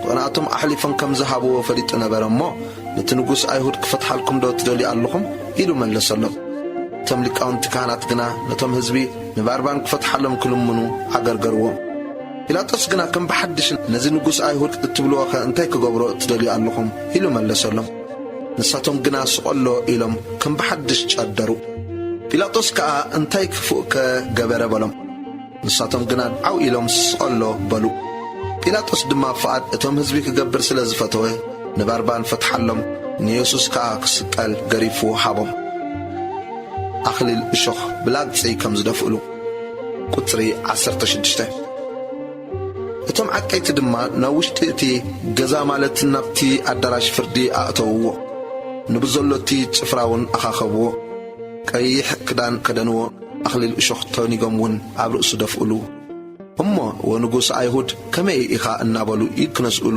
ጀመሩ ርእሱ ድማ ብዘንጊ ወቕዕዎ ጡፍ ከኣበሉሉ ተንበርኪኾምውን ሰገድሉ ምስ ህላገጹሉ ድማ እቲ ቀይሕ ክዳን ቀንጢጦም ክዳኑ ከደንዎ ክሰቕልዎውን ኣውፅዎ ኢየሱስ ከም ዝተሰቕለ ቁፅሪ 21 ንሓደ ሓላፊ መገዲ ንስምዖን ቀሬናዊ ኣቦ እስክንድሮስን ሪፎስን ካብ ወፍሪ ከኣቱ ከሎ መስቀሉ ክጸውር ብግዲ ወሰድዎ ናብ ቦታ ጐልጐልታ ትርጓሚኣ ቦታ ዓጽምቲ ርእሲ ወሰድዎ ምስ ከርበ እትሓውሰ ወይኒ ድማ ሃብዎ ንሱ ግና ኣይተቐበለን ምስ ሰቐልዎ ድማ ክዳውንቱ ተማቐሉ ነፍሲ ወከፎም እንታይ ከም ዝበጽሖም ከዓ ዕጭ ኣውደቑ እታ ዝስቐልዎ ጊዜ ከዓ ሳልሰይቲ ሰዓት ነበረት ንጉስ ኣይሁድ ዝብል ጽሕፈት ክሱውን ኣብ ልዕሊኡ ተጽሒፉ ነበረ ቁጥሪ 27 ምስኡ ከዓ ክልተ ከተርቲ ሓደ ብየማኑ ሓደ ከዓ ብጸጋሙ ሰቐሉ እቲ ምስ ዓመፅቲ ተቖጽረ ዝብል ጽሑፍ ተፈጸመ እቶም ዝሓልፉ ድማ ርእሶም እናነቕነቑ ኣየ ኣታ ንቤት መቕደስ እተፍርሳ ብሰለስተ መዓልቲውን እተሃንጻ እስኪ ርእስኻ ኣድሕን ካብ መስቀልውን ውረድ እናበሉ ይጸርፍዎ ነበሩ ከምኡ ከዓ ሊቃውንቲ ካህናት ምስ ጸሓፍቲ ንሓድሕዶም ንኻልኦት ኣድሓነ ንርእሱ ከድሕን ግና ኣይክእልን ርኢና ክንኣምንሲ ክርስቶስ ንጉስ እስራኤል ሕጂ ካብ መስቀል ይውረድ እናበሉ ኣላገጹሉ እቶም ምስኡ እተሰቕሉውን የላግጹሉ ነበሩ ኢየሱስ ከም ዝሞተ ቁፅሪ 33 ካብ ሳድሰይቲ ሰዓት ጀሚሩ ክሳዕ ታስዒቲ ሰዓት ከዓ ብዘላታ ሃገር ጸልመተት ታስዒቲ ሰዓት ኢየሱስ ብዓብዪ ድምፂ ኤሎሆየ ኤሎሆየ ላማ ሰበቕታኒ ኢሉ ጨርሐ ትርጉሙ ከዓ ኣምላኸይ ኣምላኸይ ንምንታይ ሓደግካኒ እዩ ካብቶም ኣብኡ ደው ኢሎም ዝሰምዕዎ ከዓ ሓያሎን እንሆ ንኤልያስ ይጽውዖ ኣሎ በሉ ሓደ ጐዩ ሕደጉ ኤልያስ መጺኡ እንተኣውረዶን ንርኤ ኢሉ መጺጽ ብሰፍነግ መሊኡ ኣብ ዘንጊ ገይሩ ኣስተዮ ሽዑ ኢየሱስ ብዓብዪ ድምፂ ጨርሐ ነፍሱ ከዓ ወጸት መጋረጃ ቤት መቕደስ ካብ ላዕሊ ክሳዕ ታሕቲ ኣብ ክልተ ተተርተረ እቲ ኣብ መንጽሩ ደው ኢሉ ዝነበረ ሓልቃሚት ከዓ ነፍሱ ከመይ ኢላ ከም ዝወጸት ምስ ረኣየ እዚ ሰብኣይ እዚ ብሓቂ ወዲ ኣምላኽ ነይሩ በለ ኣንስቲ ድማ ብርሑቕ ኮይነን የማዕድዋ ነበራ ካባታተን ከዓ ማርያም በዓልቲ መግደላን ማርያም ኣደ ያዕቆብ ንእሽቶን ዮሳን ሰሎሜውን ነበራ ንሳተን ኣብ ገሊላ ከሎ ሰዕብኦን ዘገልግላኦን ብዙሓት ካልኦት ኣንስቲውን ምስኡ ናብ የሩሳሌም ዝደየባ እየን ኢየሱስ ከም ዝተቐብረ ቁፅሪ 42 ምስ መሰየ መዓልቲ ምድላው ማለት ድሮ ሰንበት ስለ ዝነበረት ዮሴፍ በዓል ኣርማትያስ ሕፉር መኻሪ ንመንግሥቲ ኣምላኽ እውን ዝጽበያ ዝነበረ መጸ ደፊሩ ናብ ጲላጦስ ኣትዩ ከዓ ስጋ ኢየሱስ ለመኖ ጲላጦስ ድማ ቀልጢፉ ብምማቱ ገረሞ ነቲ ሓለቓ ሚእቲ ጸዊዑ ድረዶ ሞይቱ ኢሉ ሓተቶ ካብቲ ሓለቓ ሚእቲ ምስ ተረድአ ስጋኡ ንዮሴፍ ሃቦ ንሱ ድማ ኣውሪዱ ብፍታ ዓዲጉ በቲ ብፍታ ገነዞ ኣብ ከውሒ ኣብ እተወቕረ መቓብር እውን ኣንበሮ ነቲ ኣፍ መቓብር ከዓ ብእምኒ ዓጾ ማርያም በዓልቲ መግደላን ማርያም ኣደ ዮሳን ድማ ኣበይ ከም ዘንበሩ ይርያ ነበራ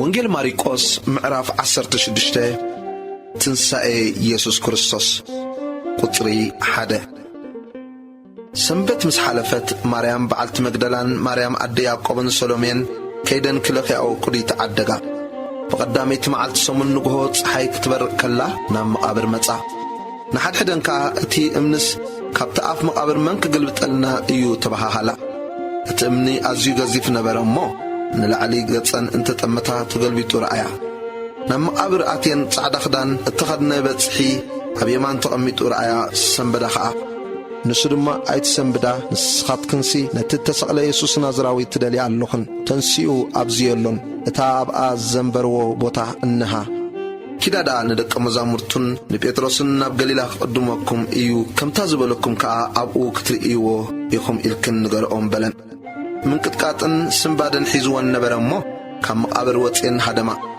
ፈሪህን ስለ ዝነበራ ከዓ ንሓደ እኳ ኣይነገራን ኢየሱስ ንማርያም መግደላዊት ከም ዝተረኣያ ቁጥሪ 9 በተቐዳመይቲ መዓልቲ ሰሙን ንግሆ ምስ ተንስአ ነታ 7 ኣጋንንቲ ዘውፃላ ማርያም በዓልቲ መግደላ ቅድም ተረኣያ ንሳ ድማ ከይዳ ነቶም ምስኡ ዝነበሩ ክበኽዩን ክጉህዩን ከለዉ ነገረቶም ንሳቶም ከዓ ንሱ ሕያው ምዃኑ ንኣውን ከም እተረኣያ ምስ ሰምዑ ኣይኣመኑን ኢየሱስ ንኽልተ ደቀ መዛሙርቱ ከም ዝተገልጸ ቁጥሪ 12 ድሕርዚ ንኽልተ ኻባታቶም ናብ ሃገረ ሰብ ክኸዱ ከለዉ ኣብ መገዲ ብኻልእ መልክዕ ተገሃደሎም ንሳቶም ከዓ ከይዶም ነቶም ካልኦት ነገርዎም ናታቶም እውን ኣይኣመንዎምን ኢየሱስ ነቶም 11 ሐዋርያት ከም ዝተረኣየ ቁጥሪ 14 ድሕሪኡ ነቶም 11 ኣብ ማኣዲ ተቐሚጦም ከለዉ ተጋህደ ነቶም ተንሲኡ ዝረኣይዎ ኣይኣመንዎምን እዮም እሞ